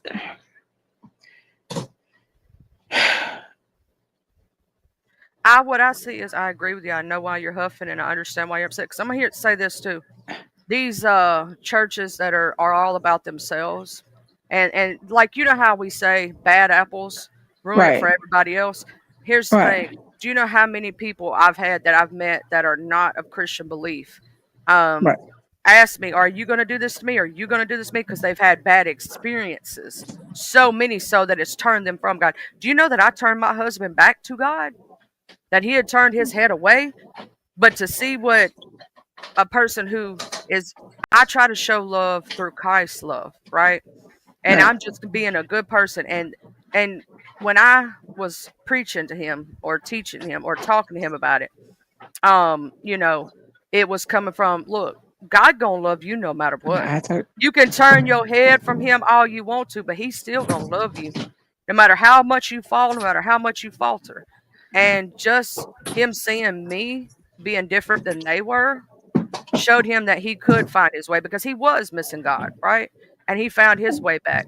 But I have seen so many. Another friend of mine, he straight up turned to trying to learn every other religion, couldn't find a home in any other religion, become a Satanist, an atheist, all this. He said, you know what, Charlie, all those years, I never did really take into account that you were a Christian. You never judged me. You never put me down. You never made me feel less than. You know what I'm saying? For whatever my belief system was at that time, you loved me anyway through it all. Right. You know what I'm saying? He said, I started getting back into God. Because most people that I meet were either they were forced into a church and it gave them a bad taste in their mouth, right? And that's why they turned away, or they were Bible thumping and hell and brimstone, fire and brimstone. You know exactly what I'm talking about. Yeah. And it turned them away. As shepherds of God, we are not supposed to turn him from them, turn people from him. We're supposed to turn them to him, their face towards him. So if we're sitting here being the hateful, most everything, all this other, when we both go to heaven, if we're wrong, right? But when we go to heaven, I'm not going to be judged on your book of life, Miss Lisa. I'm going to be judged on what I do, and vice versa. You know what I'm saying? So why am I going to hate another person for their life choices? Why am I going to judge them? Why am I going to put them down? Why am I going to make them feel less than? That's not what a Christian is really supposed to do. If you're going to be like Jesus, you get what I'm saying? You're supposed to show humility, love. You're no better than the next. But that's just not how it is anymore. I don't know. I always say, I guess because I done got as old as I am, I always say that I always thought when I was younger that when I got older, the things would be different, that it would be better. But I see that in some instances, it's not just different, it's worse. Mm-hmm. I'm not atheist. I believe in a higher power. But because I don't suspend reality, I don't go to church because right now, if we were to go to church, unless we found a church that was accommodating or unjudgmental, baby has went to church and they did whole sermons about the what's the word I'm looking for? The abomination of homosexuality. They did whole sermons about how we're going to hell. Mm-mm. And I decided that I'm good. I know how to read. That's I know not how to the talk. right. That's not I know how the to read. right. I know how to talk. And if I want to pray and if I want to talk to the Lord, if I need some guidance and I need his word to come to me, I'll ask him. Miss Lisa, I'm can I not please going say something? somewhere that is predetermined that because I'm in love with my wife, I'm going to hell, regardless of how I live my life, regardless of the good things I do, regardless of the bad things I don't do. That just because I love my wife the way I love her. Well, she does. Miss She Lisa, does. can I preach for a minute, please? It's in my heart. It's in my heart. Say what? It's Go I gotta ahead, say not it. you. I gotta My say wife it. saying something. Go ahead. DC, you saying something over there because she said she go to church. She Look, goes to church. let me tell you something. First off, if they follow the book of the Lord, it is not their right to judge you. Judge ye and ye not be judged. Ye without sin cast the first stone, and none of us are without sin because none of us are like Jesus Christ. And I'm sorry if you believe in that way and you hate people because of a choice that they made in their life, whether you believe it or not, right? And that's a belief system. That's not got to do with God. That's your beliefs, right? And you're putting it on God. First off, you're saying my God is a hateful God. No, baby, my God is a loving God. He forgives you if you choose forgiveness. If you say in your, let's say you was sinning, let's say even the most evil thing you can think of that somebody could do, right? If Uh-huh. they go to God and they truly mean it with their heart and they ask for that forgiveness and they don't do it again, they are forgiven. I don't care what the sin is, right? Yeah. And ain't none of us without sin. Baby, we sin every day. I curse. Child, I smoke cigarettes. I'm sinning, child. I know it. But God knows my heart. He knows what I am. He knows that I'm a loving human being. I'm good to other people. And to me, I may not be perfect and I may not, there ain't no such thing as perfection when it comes to Christianity. You gonna fall, you gonna falter, and that's okay. As long as you know your path leads to the Lord, that's all that matters. Well, see, that's the thing, baby. That's the thing. You felt that in your heart and you needed that out. And I felt it when you gave it to me. I felt that when you said what you said. Now I ain't gonna lie, I've never fallen out in church. I've never jumped up. Now I have bust out crying because I'm kind of want to cry now. That's my, I don't know. I guess that's my speaking. I cry, just out of nowhere. But for every one of you, for every one of Charlie, for every Charlie, there are 13 people that go to church every Sunday, that pay their tithes on time, and can't talk to their children, hate me because I'm gay, hate me because I'm black, hate my wife because she's gay, hate my wife because she's black. For every one you, there's 13 that are doing the exact opposite of you, but at the same time calling themselves a Christian, a follower of the Lord, and they're going to heaven. I've come to the realization that if they're going to heaven, I'm good. And wherever I end up. I'm gonna say this, Miss Lisa, and it's because their evilness speaks louder than the good. The ones that are few and far between. You know what I'm saying? It's like when you look at any thing that turns into a bad thing, there's those bad apples that always, and there's a lot more. I will say this: bad apples sometimes than there are good, and it's a shame to me because it breaks my heart because I'm sitting there watching these people teach hate and put hate out there in the name of the Lord. Hate.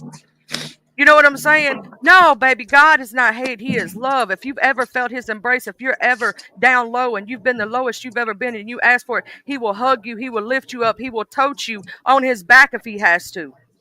Why would he say you're an abomination? I hate when people say, because they used to say that about disabled children, special needs kids, people with mental defects. You get what I'm saying? No one is an Yep. abomination of God. God made you perfectly just the way you are. He would have never made you in the first place. Like I said, people who thump the Bible can justify anything. Them People who ties ju- ain't getting them into heaven. Them People who ties, thump the baby, Bible. ain't getting you into heaven. Because we ain't never seen a Wells Fargo behind a hearse, have we? You can't take it with you. You can't buy your way into heaven. Well, baby, let me tell you something. You can't buy your way in because you don't have to. They don't know they can't buy their way in. Now, and that's the problem. It's not that, and I think it's the fact that you have faith. It boils down to the fact that you have faith. That you have faith that if you do good, that at the end you will be rewarded. Your soul will be rewarded. They don't have faith. They say they do. They think that if they do all these things and if they bastardize the word of God and they thump the Bible and they make me feel bad because it makes them feel good, they think that that this is the path to heaven. This is the path to righteousness. When these paths are simple, it doesn't take a lot to live. It takes nothing out of your day to be kind to somebody. It takes nothing out of your day. If I'm having a bad day, I keep to myself. When I used to bartend and wait tables and I was having a bad day and I couldn't call off work for whatever reason, I would be quiet. I would be polite, but I would keep to myself because I don't want my bad day to rub off on somebody else because it's my bad day. But these people who do these things in the name of God, people had, y'all know I be on TikTok all the time. So somebody had a TikTok and they said, if Jesus were to come back right now, they would call ice on him. Yeah, because he had If Jesus were to come back right now and skin of coal. If Jesus were to come back right now, they would call ice on him. And I was laughing. I went, hey, that's funny. But then I was like, it's true. And it's sad. I justify my wealth somewhere in the Bible. I justify my mistress somewhere in the Bible. I justify beating my wife and my children somewhere in the Bible. Spare the rod, spoil the child. I don't know the exact verse. I justify my bad dealings somewhere in the Bible. I'll search and search till I can find a passage that justifies it. You have thousands upon millions of people in America right now justifying what's going on in our government, justifying, excuse me, getting on social media, making videos and TikToks about and Snapchats, Instagram tweets about when food assistance SNAP was taken away during the government shutdown. You have people making videos, Christians who have crosses and I believe in God and God bless in their bios, talking about you need to pull yourself up by your bootstraps, get a job. I don't have to feed you. Why do you want me to feed you? I'm not supposed to be taking care of your family. I have to take care of my family. I had to go down to the grocery store and spend my money. You need to go down to the grocery store and spend your money. You just spending your money. I see you by them weaves and get your nails done. Instead of saying, you know what, that's messed up. I know I got the money to go buy my groceries. Maybe not everything I want, but I can go buy them. But I know this person over here has to justify, do I get my medicine or do I eat today? What And they all they not need to thinking do about? is pull themselves up by their bootstraps. Go How get is that another job. how is that 60, 70, 80-year-old woman, man, that worked all their life supposed to pull themselves up by their bootstraps? Because that's what they depended on to be able to eat and live, survive. That single mama out there's got a special needs child. And she got she, you know what I'm saying? She has a child that she has to give full medical care to at home all the time. Oh, wait, she's supposed to put that child in a home, right? Well, it's all a domino effect. It starts off with, started off with, let's start with women. Start off with women. Let's start with women, period. Let's start with the fact that nowhere in the Bible does it say anything about abortion. Nowhere in the Bible. However, they use that to thump it. They use abortion and that to thump the Bible. And then they want women shouldn't have any rights to their body anyway. Because as a woman, the only good you are is supposed to be there for a man. You're supposed to be a wife and a mother. Without that, you are nothing. So they took away abortion. So now we have all these children nobody wants. Nobody can take care of, even if they want them. And they want to get mad with people like me who say, if you can't afford a kid, please don't have any, because there's nobody helping you, baby. But I'm sure there's somebody in the Bible. I was going to work one day. It was a long time ago. I was going to work, and the road to get to my job was a highway that went through a town, right? You know those highways that it's actually a highway, but you know what I'm talking about. You from the South, you know what I'm talking about. The highway goes straight through the town, but it's a highway, but it looks like a road, right? So to get to work, I had to go down this highway. And I don't know whether I was just tired, because it probably was just tired, because it was a job I worked at that I worked 7 days a week, sometimes 12, 13 hours a day. So I think I was just tired.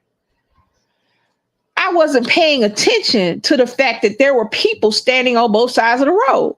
You know me. I'm like, whatever. I got my eyes closed. But at some point I looked and I'm like, I wonder why the people standing on the side of the road. I thought it was a car accident. And then I looked again and I was like, oh, it's still some more people.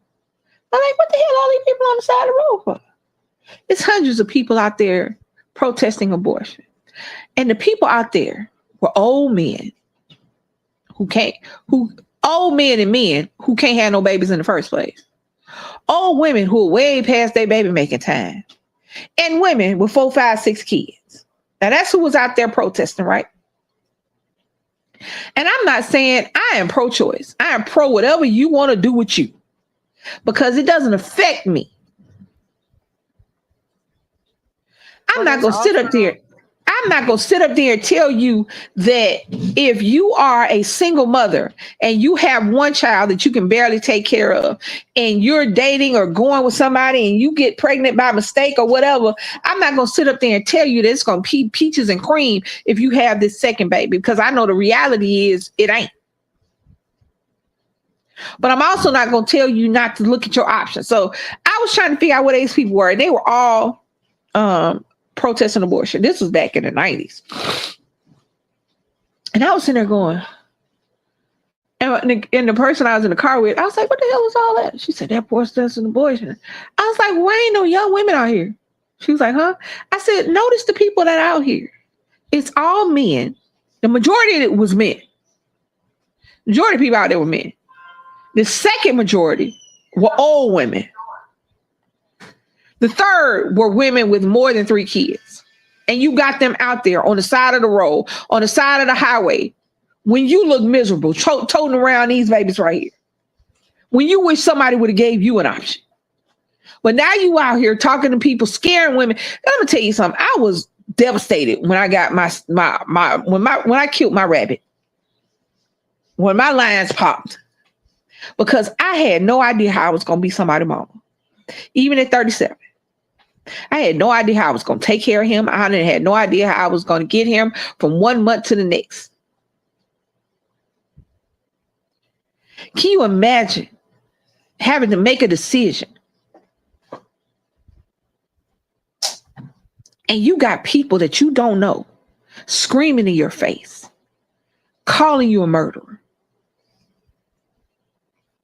But these very same people ain't gonna adopt no kids, don't want you to be on assistance because that's their good taxpayer money, not gonna drop off one can of formula, one bottle, one jug of milk, not gonna drop off shit at your house, not gonna help you keep them lights on, not gonna help you keep a roof over your head. And as soon as you need help, the first thing they gonna say out your mouth is, why you got all them kids? Those are the very same people that ask you why you got all them kids if you can't take care of them, are the same people who gonna stand outside of a road telling you not to take care of it.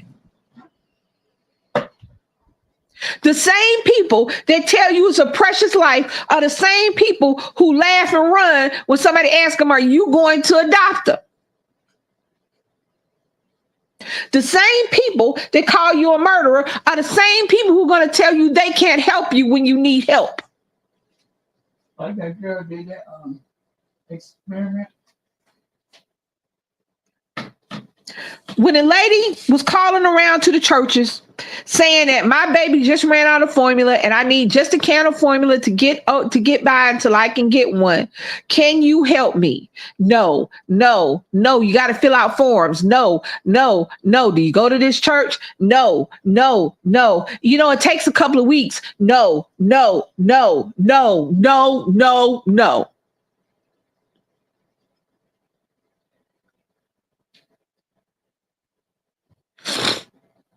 So what are you?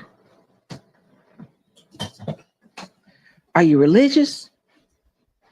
Are you Christian? Do you follow the word of God? Or do you hide behind the Bible, cherry picking passages to make you look good, hoping that at some point your lies will get you into heaven? But the reality is, if you believe in God and you know he's omnipotent and you know he knows and sees all, then he see you lying. Thou shalt not bear false witness, which means you ain't getting it there. So somebody tell me something. Tell me. Anybody. They also, I'm going to say this, they don't follow the teachings of Jesus either. What did Jesus go out there and do? He fed the hungry. He helped the sick. You know what I'm saying? He went across the seas. You know what I'm saying? He taught himself something. He let knowledge be power. He didn't put down other religions. He went and learned them. He went and talked to those people. Outreach. You know what I'm saying? That's he didn't turn down the leper. He didn't turn him away. Well, like I said, if Jesus were to come back today, they call ice on him. Oh, I'm going to say this. I don't know how many of us, and I'm going to say this right now, you don't know who you meet in your lifetime. The person that you gave $1 to on the corner, you don't know if that person was really a walking angel and you shunned them or you made fun of them or you did something like that. And that really was an angel that was counting to see if you were going to give some blessings. Because I'm going to tell you something. I've given my last $1 to somebody. I counted out change out of my pocket and I didn't have it to give. But you know what? God always makes a way. He always provides. Baby say that all the time. She say, I'm not going to block my blessings. I'm blocking my blessings, baby. And if they have ill intent, they gonna get theirs back. I know I did good. I did good. See, I ain't blocking my blessings. They can block their blessings. I ain't blocking mine, baby. She said that all the time. I ain't gonna block my blessings. She say that. I only block my blessings. My thing is this. At the end of the day, people say people can change and all that. No. A bad person is a bad person. A bad person can do a good thing. That don't make them a good person. It make them a bad person that did a good thing. A good person can do a bad thing. It doesn't make them a bad person. Good person did a bad thing. Well, I know I've done a few bad things, child, in my life. People don't change. They are who they are. You have to atone, baby. I had to say, Jesus, homie, I need to tell you something. I did something stupid today. Well, you doing something stupid. I'm not talking about us doing something stupid. We do that. Life is a moving, flowing organism. Life is a person. It ups and downs, ebbs and flows, comes and goes. Today you up, tomorrow you down. Today you happy, tomorrow you sad. That's what life is. Life is a moving, growing, living organism. And there are going to be days when you are going to be your best, and there are going to be days when you're not. There are going to be days when you're like, you know what, I'm about to go have a great day. And there are going to be days when you're like, I ain't come to work today. But that doesn't make you a bad person. Oh no, I think our actions. And see, if you watch somebody long enough and you listen to them long enough, their actions are always going to prove their words. See, that's why I don't speak on who I am or try to justify anything to anybody. If you watch my actions, they're going to speak for me. Because I can tell you pretty words. I can lie to you. Just like those, like you were talking about in the church. They can sit there and tell you all the pretty words you want to hear. But if their actions don't prove those words, if they don't live that life, then they're living a falsity. Just like those people who try to put you down or put others down. It's because they're projecting their insecurities and their hurt onto other people instead of going to get counseling, going for mental health, and doing the right thing. They don't want to do that. They want to belittle other people to make them feel less than so they can feel superior. That's all it is. Superiority complex, narcissism. Unchecked mental health. I'm going to tell you something, Charlie. I don't know what's going to happen in the other life. I don't either, but I don't know whether or not we're going to go on to the golden streets and the pearly gates. I don't know if we're just going to be in some little limbo somewhere, chilling, waiting for the glory. I don't know if we just cease to exist. I don't know if we just exist in another plane until it's time. I don't know. But I know that it doesn't hurt to be a good person. I'm not always a good person. I'm mean as hell. I am. I'm mean as hell. My wife will tell you, I'm mean as hell. I know I am. I always have been. I don't know why. Don't ask me. It's not a thing that made me mean. I've always been a relatively mean person. Because I don't know whether it's not. I think because I let so much happen to me as a young person that when I got old enough to be able to affect my own life, nobody else was going to affect it. Does that make sense?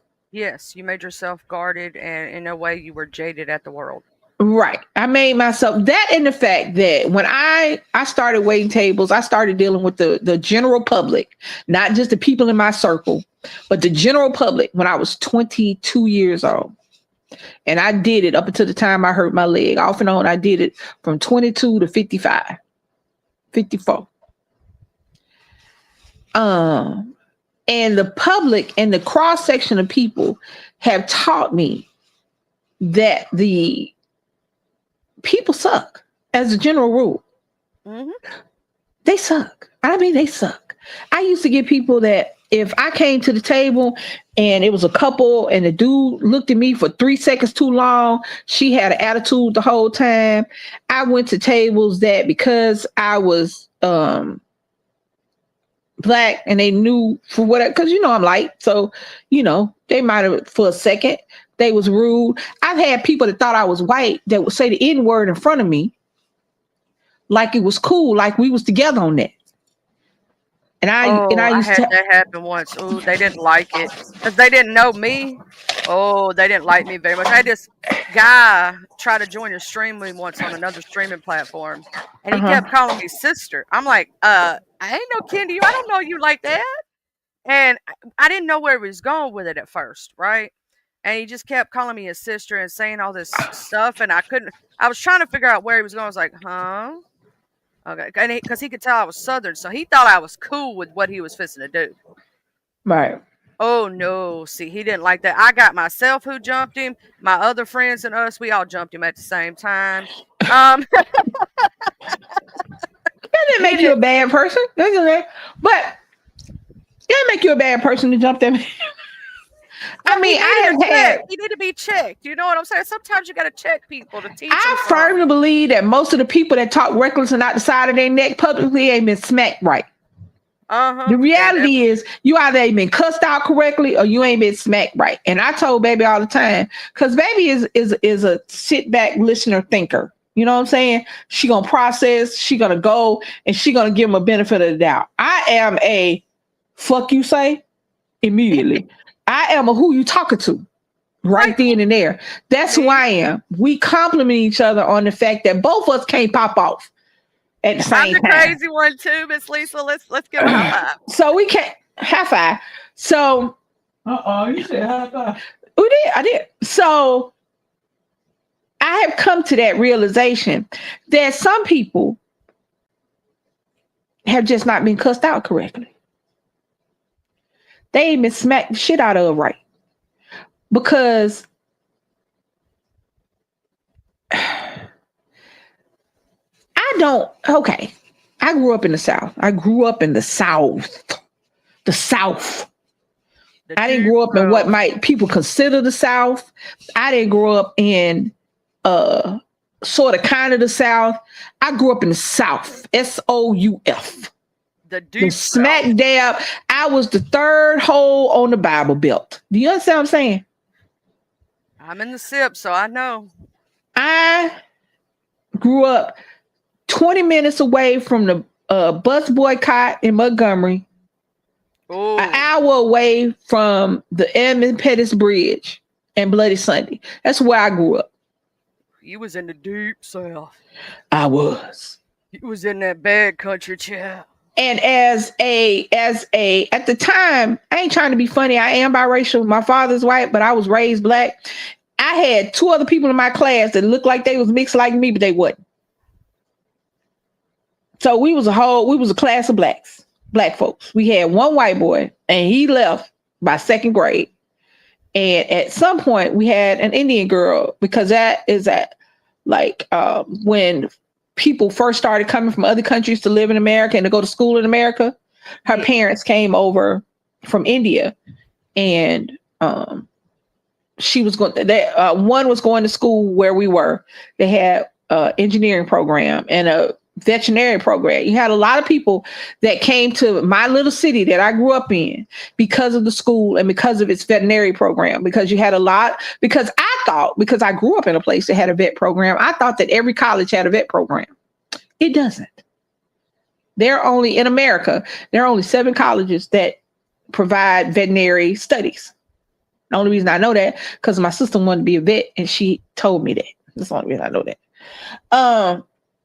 So I thought everybody, but what happened was why we had so many people from other countries is because of the programs that our school, that our university, our institute, because at the time when I was growing up, it was an institute, offered. And you had a lot of them who would go back to their countries to be vets, you know? So in my school, it was 20 people in my class, and it was a bunch of black people, one little Indian girl. That was it. And I grew up in the Bible Belt. I grew up in the church every day, twice on Sundays. I grew up in my mama. The Wednesday night too. You got to go. Now I went to a Catholic school. Now understand. So I'm gonna tell you how I went to church so you can understand what I did. I'm Catholic. Ooh, child. My mother's Methodist. Long masses. My mother's Methodist, and I went to both churches. Because I was Catholic. I went to church. I went to mass on Monday. We had mass Monday, Wednesday, and Friday at school. I went to mass Monday, Wednesday, and Friday. I had choir rehearsal for the other church on Wednesday night. Mama didn't go to the service there was a service on Wednesday at the other church. I didn't go to that one. I would go to choir rehearsal on Thursday and Saturday at the Methodist church.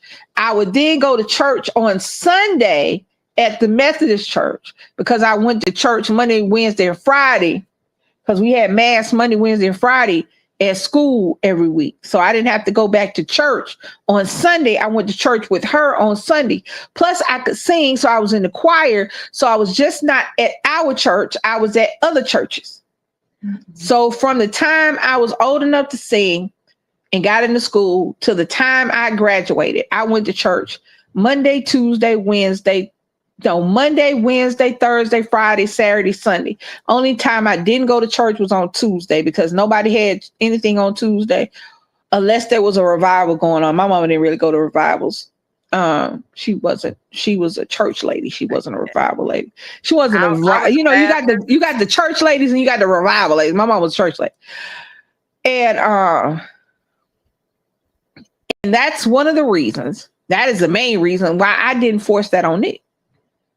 Not because I didn't want him to have a relationship with God, because he got a Bible. As soon as he was old enough to ask things, he asked one of those children's Bible. He still has his Bible, his children's Bible.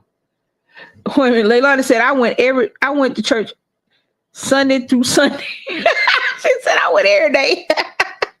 I'm gonna tell you something. It felt like every day because Tuesday didn't even matter because I still went to a Catholic school. So I was in church anyway, but it wasn't church, it was school. But then I got out and I went to college. And I went to church with my sister. And it was a different church. It was a Church of God in Christ. And I also went to, when I first went to college, I went to Baptist church. There was a Baptist church down the street. So when you live in the church and you raise in the church, you try to find a church home wherever you are because you grew up in the church and that's where you're supposed to go commune with God. But as I got older and I started to see things, I had a deacon from a church when I was 12 years old, and he was a juvenile officer. I had a deacon try to hit on me. I was 12. The same one, later on, he becomes a pastor. And he's cheating on his wife. I go to a church in where I was going to school at. We go to the Winn-Dixie one night, because this is when they had a 24-hour Winn-Dixie down the street from the college. So we walked down to the Winn-Dixie. I don't forget what we going to the store for. And we see the pastor of the church. We went we see the pastor that we just saw Sunday at the church with his wife and his 5 kids. In there holding hands with the organ player who was a dude. Again, I ain't got no problem with you getting some. I don't. If you gay, be gay. Leave your wife alone. We used to watch. After that, we used to watch how he treated his wife and his kids. Now, normally, I've seen the church mother. She sits on the front row, right? This particular church mother, she had her head down. She was always sad and down. She would sit in the middle row. And she had a set of twins, and one of them had severe cerebral palsy, to where he had to be in a chair. And you know what I'm saying? He couldn't walk. Yeah, my brother was like that passed. He couldn't walk, he couldn't talk. He had a severe CP with quite a few other things added to it. Yeah, there were other things. I didn't know exactly what all it was, but I knew that was one of the factors. But he was severely disabled. And he would, I don't want to say prop him up, but he would use him. You know what I'm saying? His wheelchair had to sit in the middle of the aisle and at the end of the pew. They would come in there and she would look drab and dry. Now, every other church mother I done seen, every other, I forget what, it's not church mother, but I'm gonna call it church mother because I think that's what they call it. But every other church mother I've seen has had her been together. You know what I'm saying? The children have been together. But it was like, he was like, I'm married, so y'all can see my family. But I'm dating the choir director, and it was an open secret. Oh, yeah, the first lady. Yeah, first lady. It was an open secret. Oh, she's messing with the choir director, and he's messing around with the church ladies. Mm-hmm. No, he was dating. She wasn't messing with nobody. She stayed pregnant at the house. This one, particular one, she wasn't messing with nobody. Every time we looked, she was pregnant. Oh Lord. Because I guess he was trying to let everybody know he wasn't gay. But every time you turned around, he had his hands in the back pocket, in the back pocket of the organ player, the dude. Which again, do you, boo boo? But leave this lady alone.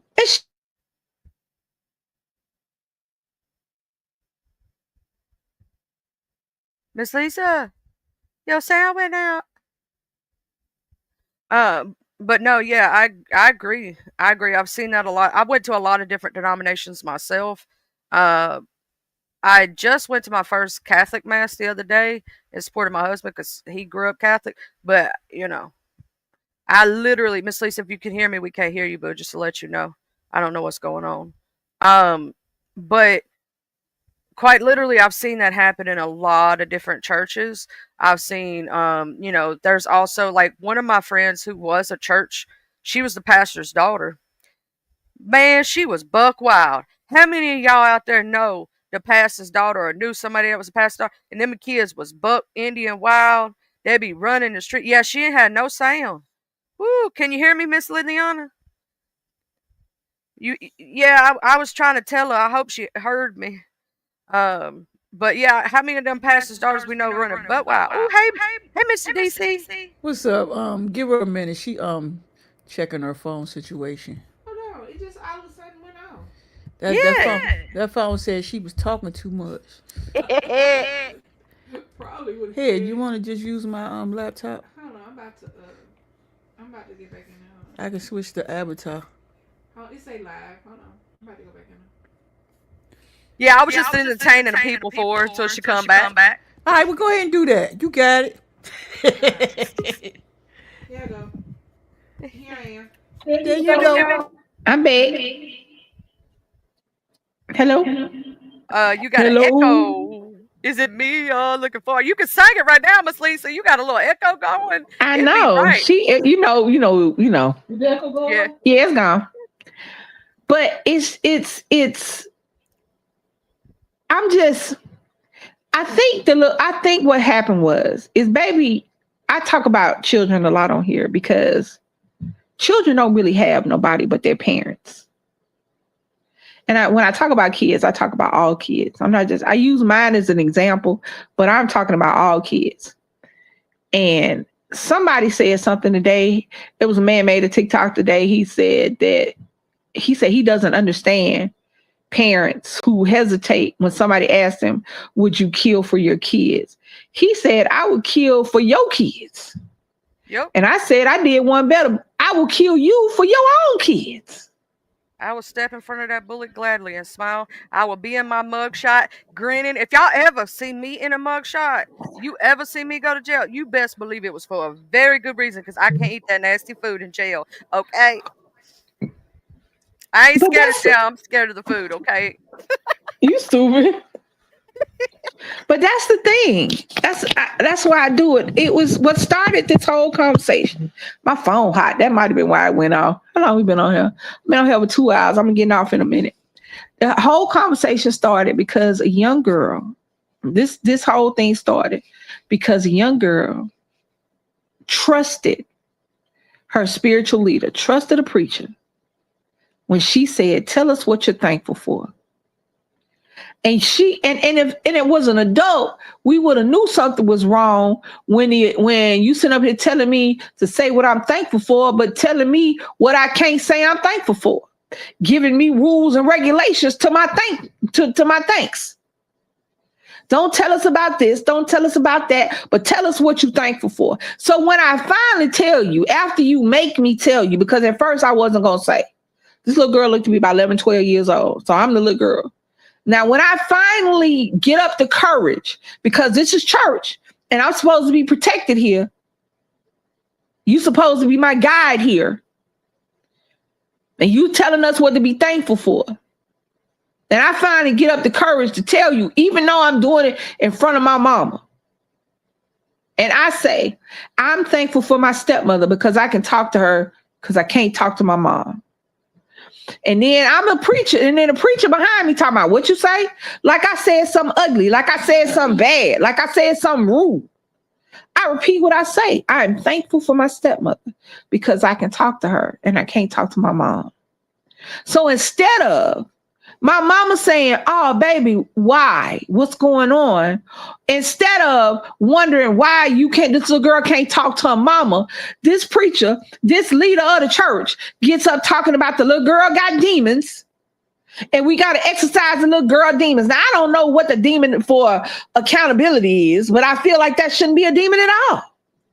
In fact, if you want to say anybody got demon, ask why the mama is being hateful and the preacher himself, he got some demons in him. If he's thinking like that towards a child. Why can't, if you want to, that's what got me into this particular topic today. That's why I'm reiterating for people come in. The reason that I say demons say their prayers and wear crosses is because you can't go to church and tell your truth without worrying about somebody trying to lay hands on you or call you demonic. And this is a child. This is a child. Then nobody asked why she can't talk to the mama. Then nobody asked what the hell she needs to talk about.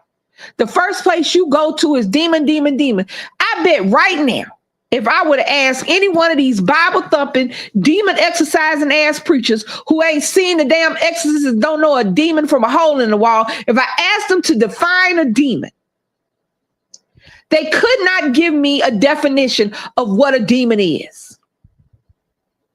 If I asked them to point out a demon,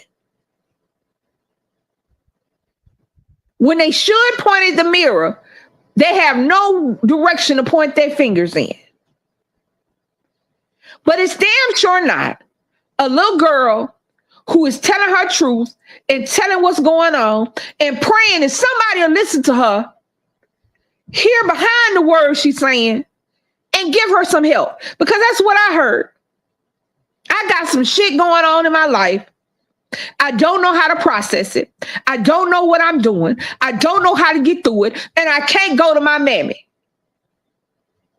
That's what I heard. If that I didn't hear Pazuzu from the fucking Exorcist talking about demon. I would cry if I was that mama. I didn't hear Annabelle sitting up here talking about setting some shit off over there with Ed and Lorraine.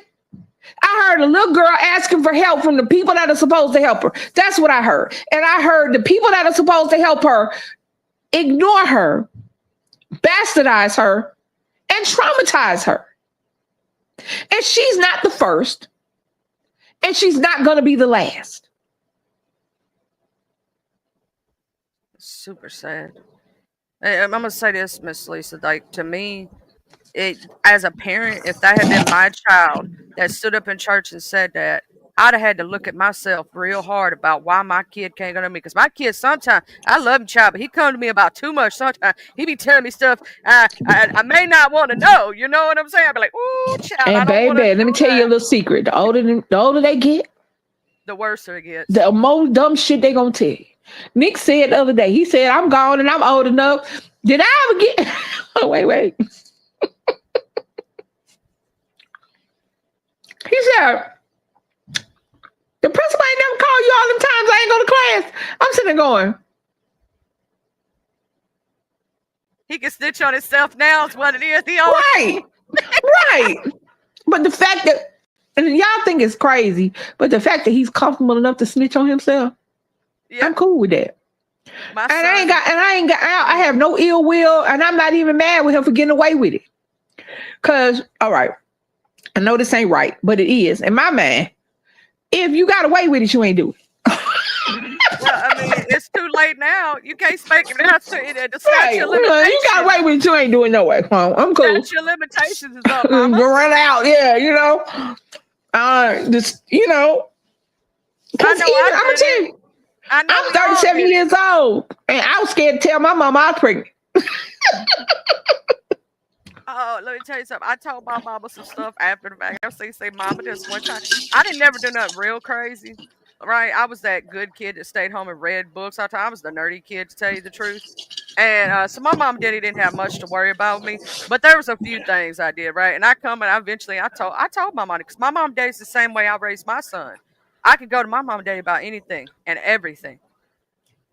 I was never afraid to speak to my parents about anything or tell them the truth about nothing, because they always had, I'd rather you tell me the truth. I may be a little disappointed in you, and you may get in a little bit of trouble if you did something wrong, but not half as much as if I find out for somebody else. Right. But my thing is with parents all over the world, children they treat them as property. Mm-hmm. They don't want to. It's like, I apologize if I'm out of pocket with my kid. Oh, yes, ma'am. I've done it. I apologize because I need him to understand. Just like I need him to understand that he can always talk to me. I also need him to understand I ain't always right. And if I'm wrong and I made a mistake, then I'm going to let you know I'm wrong and I made that mistake. See, Miss Because Lisa, that's going to lead to your son being a bigger and better man, and any kid that's around you. Because I'm going to explain to you why. Because you, as an adult, can show that you can take accountability when you make a mistake. Means they will do the same. There are so many adults out here that refuse and will not take accountability for their actions and not admit when they're wrong.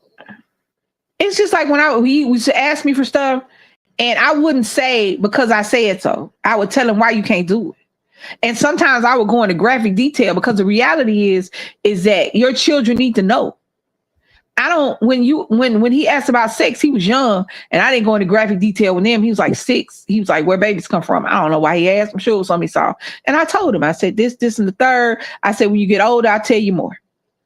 My mom and daddy always had the thing that if a child is old enough to ask the question, they're old enough to get the answer. Now, it may be watered down to their level, like you said he was 6, so you gave him the watered down version for a 6-year-old. Right. But if a child is old enough to ask the question, they're old enough to get the answer. And you need to give them. I mean, I think it pissed me off. I think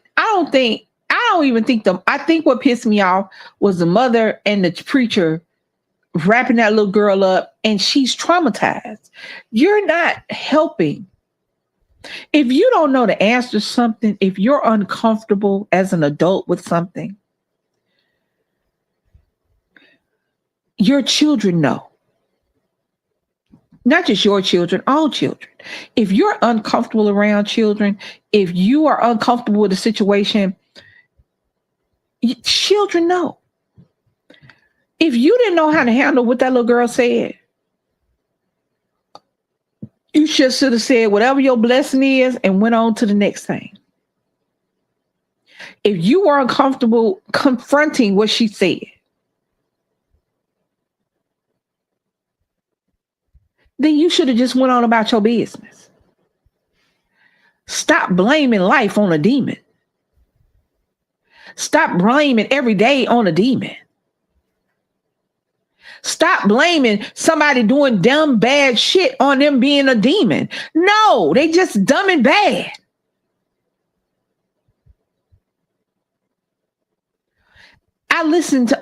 There was an Evil Lives here, and his father was talking about his son. And I think his son was a killer. But he started out a killer. He was young. But I can see how his father exacerbated it. His father blamed the way he acted on the pornograph demons. Yeah, the pornography demons. Lord do Jesus. The daddy was addicted to porn, so it was a porn demon. So he took his porn demonic books and he buried them in the front yard. And his son dug them up. And it was the demons of porn that got his son. It was the demons that he brought in the house with the porn that made his son kill pets and assault other kids. Everything was blamed on something other than this boy having a sorry ass daddy and a jacked up upbringing and just was born kind of jacked up itself.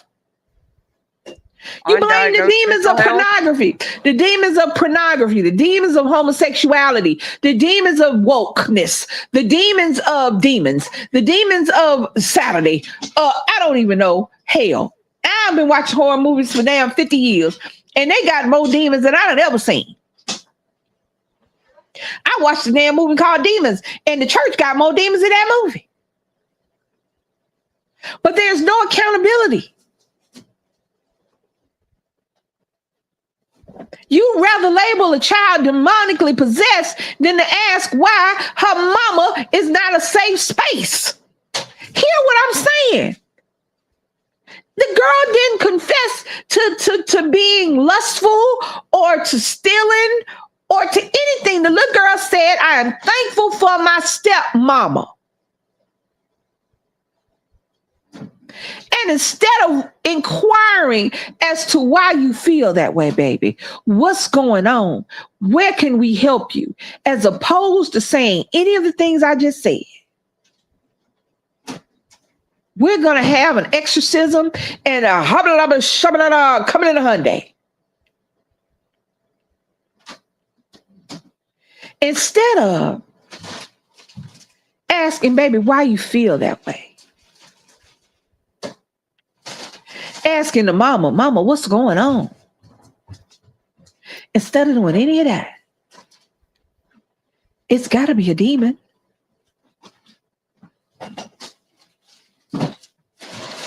Every time a pastor or a preacher cheats on his wife, is gay, steals money from the church, does anything, it's a demon.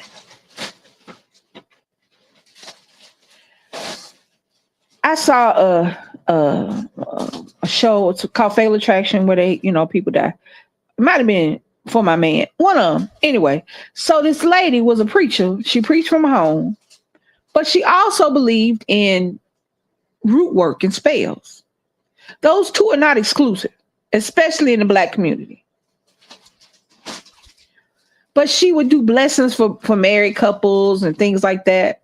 So this couple who was so Bible thumpy that they went to her for not only spiritual counseling, but for a cleansing for their marriage, for them. Because I think both of them had cheated, or he had cheated, and I think he cheated, and she didn't want to leave her marriage, and they wanted to cleanse the demon of cheating. So she did the little, whatever the ritual was, the lady did. She prayed over them. She did the little cleansing thing. But then he still wanted to cheat. Both of them still wanted to be hoish. So instead of looking at themselves for accountability, they blamed it on the preacher. They blamed it on the lady, because not only was she a preacher, she was doing root work. So she had to be a demon. She was a devil. So they set the old lady on fire and stabbed her. But she was a demon. That's what they said. She had to be doing something demonic because it didn't work. We wanted our money back. It didn't work. I was still a hoe. She was still a hoe. We were still hoeing. You get what I'm saying? That's what I'm saying. I don't get it. I don't get the suspension of reality. I don't get the suspension of common sense when we look at churches and things like that, and we look at people in leadership positions. Because he's a leader, he's the best, he's great, and da. When in reality is, these people are just men and women who've been elected to positions, who have went to school and are now in the positions, who have whatever reason that they're the preachers, the doctors, the lawyers, the cops, the fire, whatever reason. It doesn't make them a good person because that's what they are. You need to be a good person despite of what you are. The reason that people don't trust police is not because you're police, it's because what your brethren have did for you in the past. And while we know it's not all of y'all don't check your people. So we can't trust any of y'all.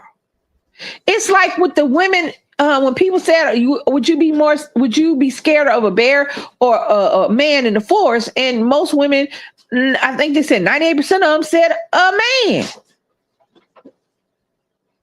Because I just got to worry about a bear chasing and killing me.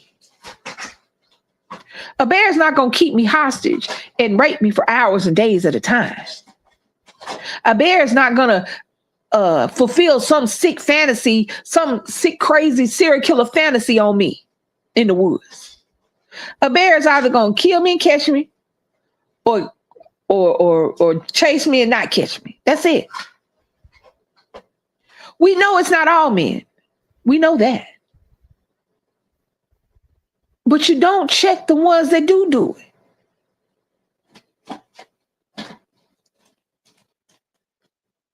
We don't.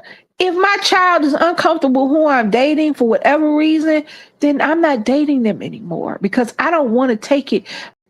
I saw a woman who consistently dated, married, had kids with a man that her children from the previous relationship were uncomfortable with, and he killed all her children, the 2 she had by him and the 2 she had before him, because he was crazy. But she didn't take accountability for that. He wasn't a demon. He was just a man who should have been in jail. but her parent didn't protect her kid. I don't get it. We know it's not all, but you got to err on the side of caution. As soon as somebody start showing you who they are, believe them. Believe them. Don't look for it. Don't look for any supernatural or spiritual reason. Believe what a person shows you.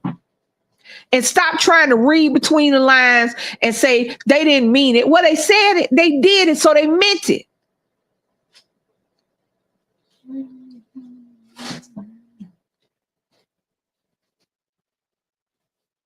Can you imagine looking at that video and you being a person that goes to that church but just didn't go to that church that Sunday, and you look up there and see your preacher sitting up there, instead of helping this child, counseling this child, and making sure this child is okay, and seeing where you could help the mother and the child get back together, instead of doing any of that, you gonna holler about some demons and start exercising and saying some nonsense shit.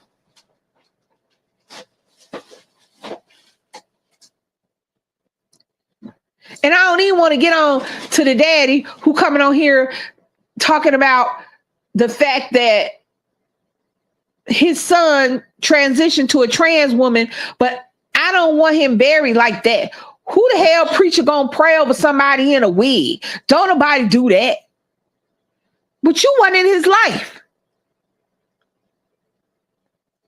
All of a sudden, you want to make content and you want to be on here because you think you might get a little fame. You might get a little virality. You might get a little money. You worrying about your child after he passed away, whether or not he was a she, whether or not she was trans, whether or not anything, when you wasn't there when he was growing up, before he transitioned. Now you making videos basically calling your child an abomination, saying she should be buried like the man she is. He is. That's what he said. He should be buried like the man he is.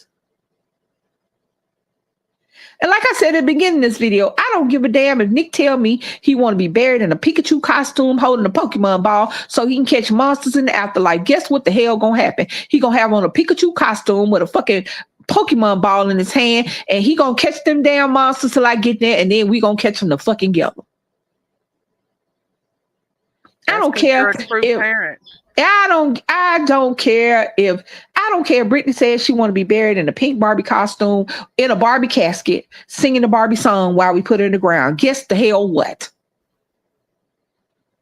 I'm a Barbie girl in a Barbie world. Will be playing until the last drop of sand go on the top of a fucking casket. You sitting up here worried about whether or not she's wearing a wig. She's dead. Her partner killed her. And regardless of whether or not you recognize her sexuality, that's irrelevant. Your child is deceased. Forget what they are. If you ain't making a video crying about your baby being gone, or you ain't making a video from the back of a police car because you done took care of that situation, I don't want to hear shit you got to say, especially if you wasn't there when the baby needed food, when the baby needed Pampers, if you wasn't there providing for him when he was a he. Don't come say shit when he or she. When she shit, them too many words. Don't come in here talking no shit when she wants to be buried how she felt comfortable, who she was, who she is to herself. Don't come in here now hollering about what the church will and won't do. Her mama said that she's going to be in the ground the way she lived her life, who she was. She was a TikToker and she did hair. She did celebrity hair. I didn't follow her. I don't know who she was. All I know is that it was allegedly her partner, her boyfriend killed her. You ain't worried about that. Your video ain't about that. You worried about her casket and what she gonna wear in it. When you ain't bought her a pot to piss in or a window to throw it out of. And you don't really love your child. Because if you truly love your kid, it don't matter what they choose in life. You're going to love them through it all. And you're going to let them live their truth. Not your truth, their truth. Well, people don't understand that your child's truth is not your truth. Yep. Your child's truth is theirs. Your job as a parent.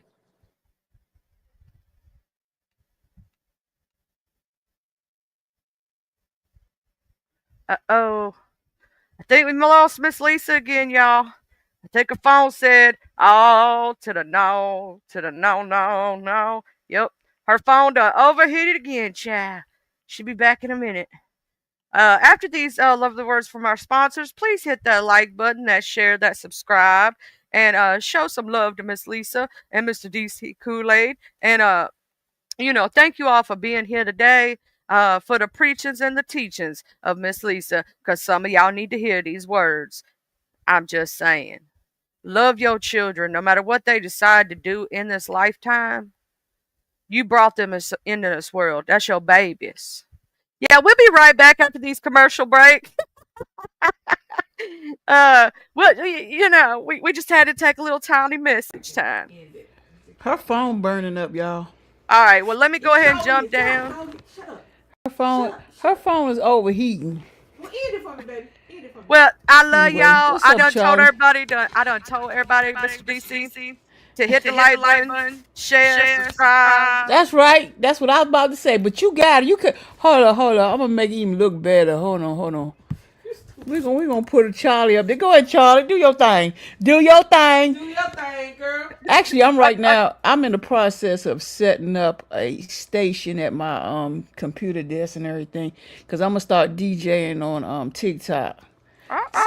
Yeah, so I got half of the equipment. I just need to order one more cable, and I'm in. We're gonna have DJ DC. Yep. DC Kool-Aid. That's what I'm doing right now. But go ahead and end it for us. Okay, make sure y'all please hit that like button, share, subscribe, and when this video ends for my replay game, please tell us how you feel in the comment section below. Thank you. Have a blessed day. And don't forget to come back. Thank you, Charlie. Bye.